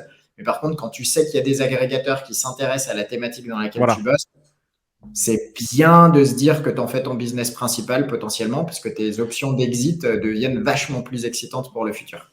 De ouf. De ouf. J'ai pas grand chose à rajouter parce que franchement, ta présentation elle était parfaite dessus. On termine, on a encore 3 projets. On va essayer d'aller plus rapidement parce que c'est vrai qu'on est déjà à 1h35.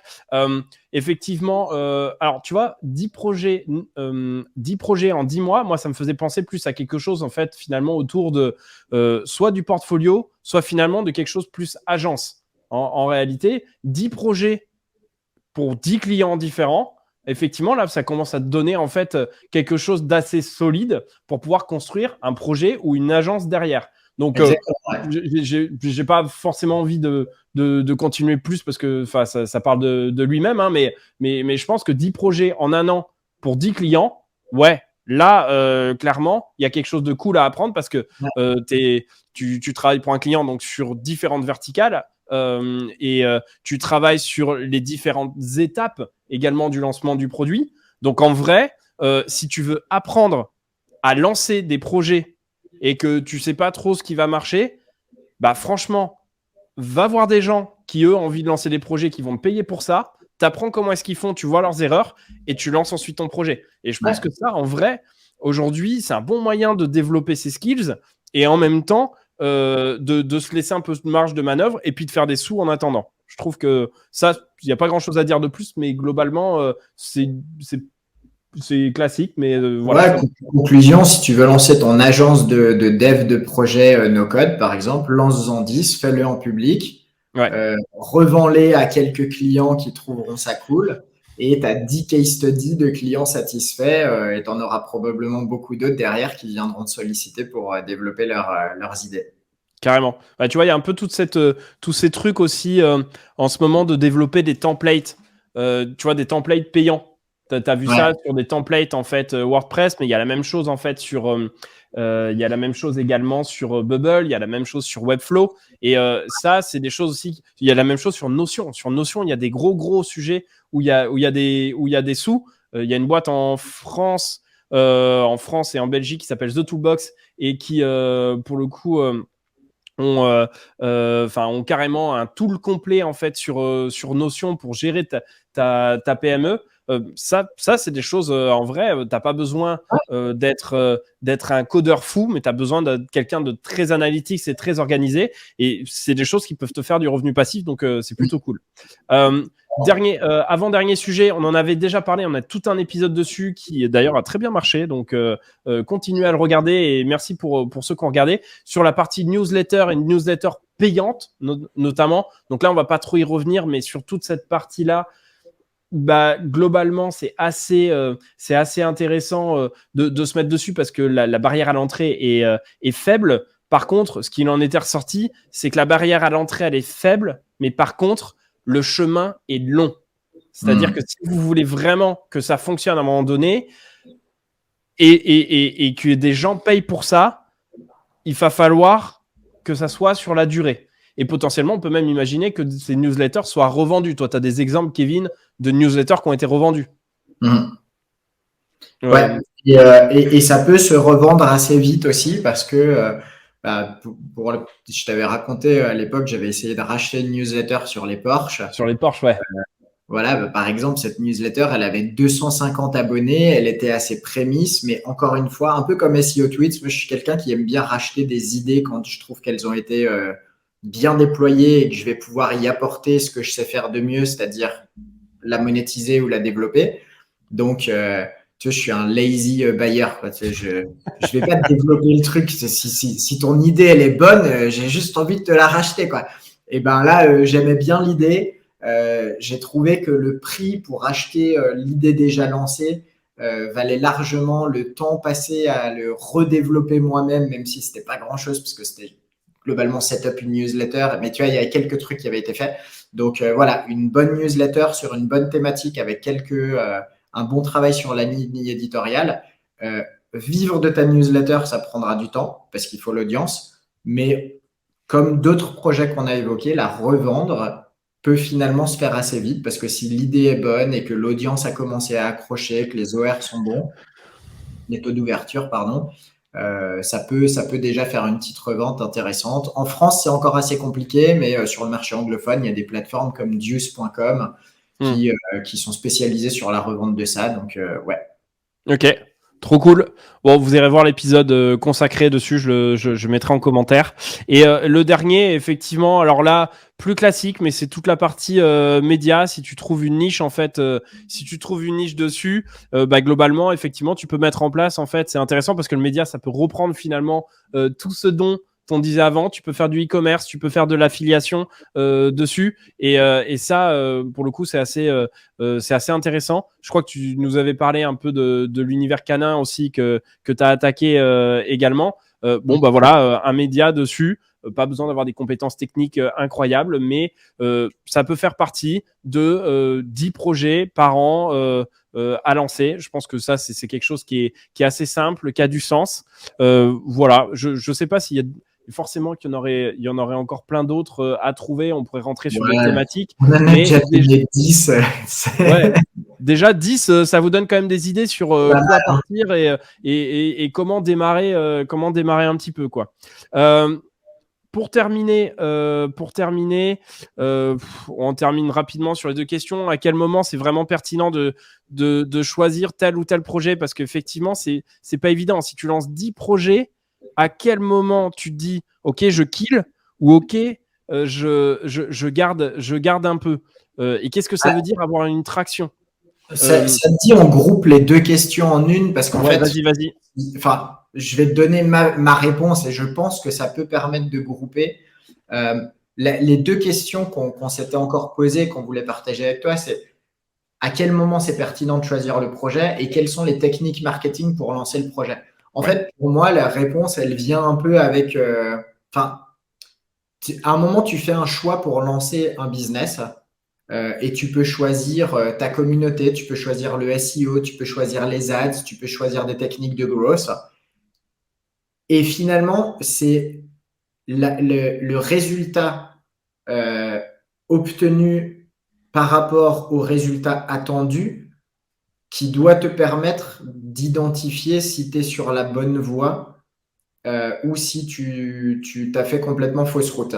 Et c'est pour ça que je groupe un petit peu les deux. Tu vois, c'est que si tu te bases sur le SEO, par exemple, tu peux pas décider de killer ton projet au bout d'un mois, puisque le SEO met longtemps à obtenir des résultats.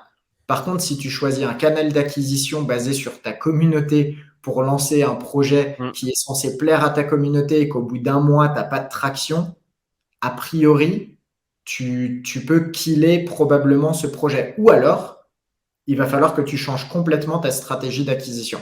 Donc voilà, ça répond, c'est une version de réponse, mais qu'est-ce que tu en penses de ton côté? Si, non, mais j'ai pas grand-chose de plus à dire. En vrai, c'est très bien. Ça sert à rien que je prenne la parole sur ça. Je pense que tu as bien résumé, effectivement, à partir de quel moment c'est vraiment pertinent, en fait, de se mettre dessus et pour quel type de projet, finalement, ça vaut le coup de killer à un moment donné ou pas. Et je suis assez d'accord avec toi. Le SEO, la réalité, c'est que je pense que c'est des très bons projets, le SEO. En plus, c'est un très bon skill à avoir. Donc, le SEO, c'est le référencement naturel. Mais c'est forcément des projets sur la durée. En fait, ce qui est génial, c'est que le SEO, c'est des projets faciles à lancer si tu aimes bien un peu écrire, mais c'est des projets qui sont difficiles parce qu'il faut avoir les reins solides pour tenir longtemps. Donc ça, je dirais que ça, je pourrais vraiment lancer 10 projets. Je pense que je l'ai quasiment, peut-être pas 10, mais 5-6 par an. Ça m'est arrivé effectivement de lancer 5-6 projets SEO par an. Mais par contre, les fruits, je les ai pas eu au bout d'un mois. Il y en a certains, ça a mis 4, 5, 6 mois avant d'obtenir des résultats qui me paraissaient intéressants. Donc, ça peut prendre même plus longtemps que ça. Et après, bon, ça sera peut-être un peu la conclusion parce que ça fait 1h45. Ouais. Mais le bon moment pour qu'il ait un projet, c'est aussi le moment où tu n'as plus envie de bosser dessus. De ouf. Voilà, ça peut être le moment où tu as atteint le plafond de ce que tu es capable de faire.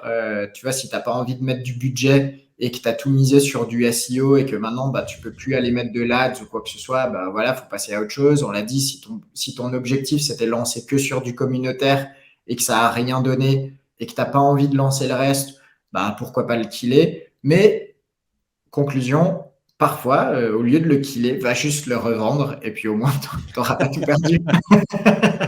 Parfait. Bah, ça fait une bonne conclusion.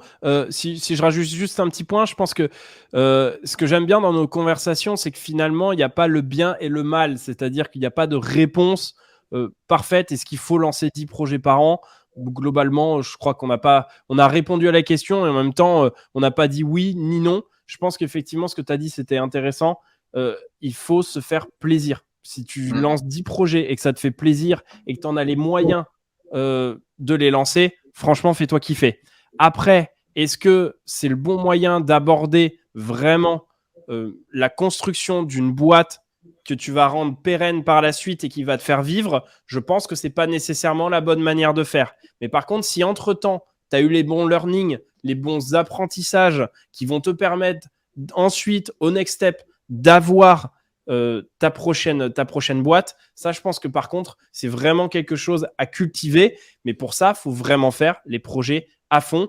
10, ça me paraît beaucoup. Un peu moins, ça me paraît plus intéressant parce que tu peux avoir un bon focus. Et je pense que si en plus dedans, il y a du kiff, il y a de l'apprentissage, il y a des rencontres, en vrai, tu n'auras pas perdu ton temps. Bonne conclusion. Merci, Mireille. Et on va s'arrêter là. Comme d'habitude, une petite conclusion, mais juste pour vous dire que cet épisode, il sera bien évidemment disponible sur YouTube et sur Spotify. Si vous voulez nous soutenir, vous n'hésitez pas finalement à nous mettre des petits likes et des petits commentaires, à contacter Kevin ou moi-même sur LinkedIn si vous avez des questions, si vous avez des envies. On cherche aussi des sujets d'épisodes. À chaque fois, on hésite pas mal. Donc, si vous avez des idées d'épisodes, de thématiques qui vous intéressent ou des invités qui sont absolument brillants, qu'on devrait inviter et qui sont intéressés par tout ce qui est business et no code, allez-y à fond. On est vraiment ouvert. Encore une fois, avec Kevin, nous, on fait ça pour du kiff. On espère que ça vous fait kiffer aussi. Voilà, on va s'arrêter là. Kevin, très bonne soirée. Je te dis du coup rendez-vous dans 2 semaines pour un prochain projet. En attendant, bon courage sur vos projets. Bon courage pour tes projets, Kevin, et ton avancement. On se retrouve dans 2 semaines et je vous fais des bises. Allez, à plus. Bye bye. À plus. Ciao.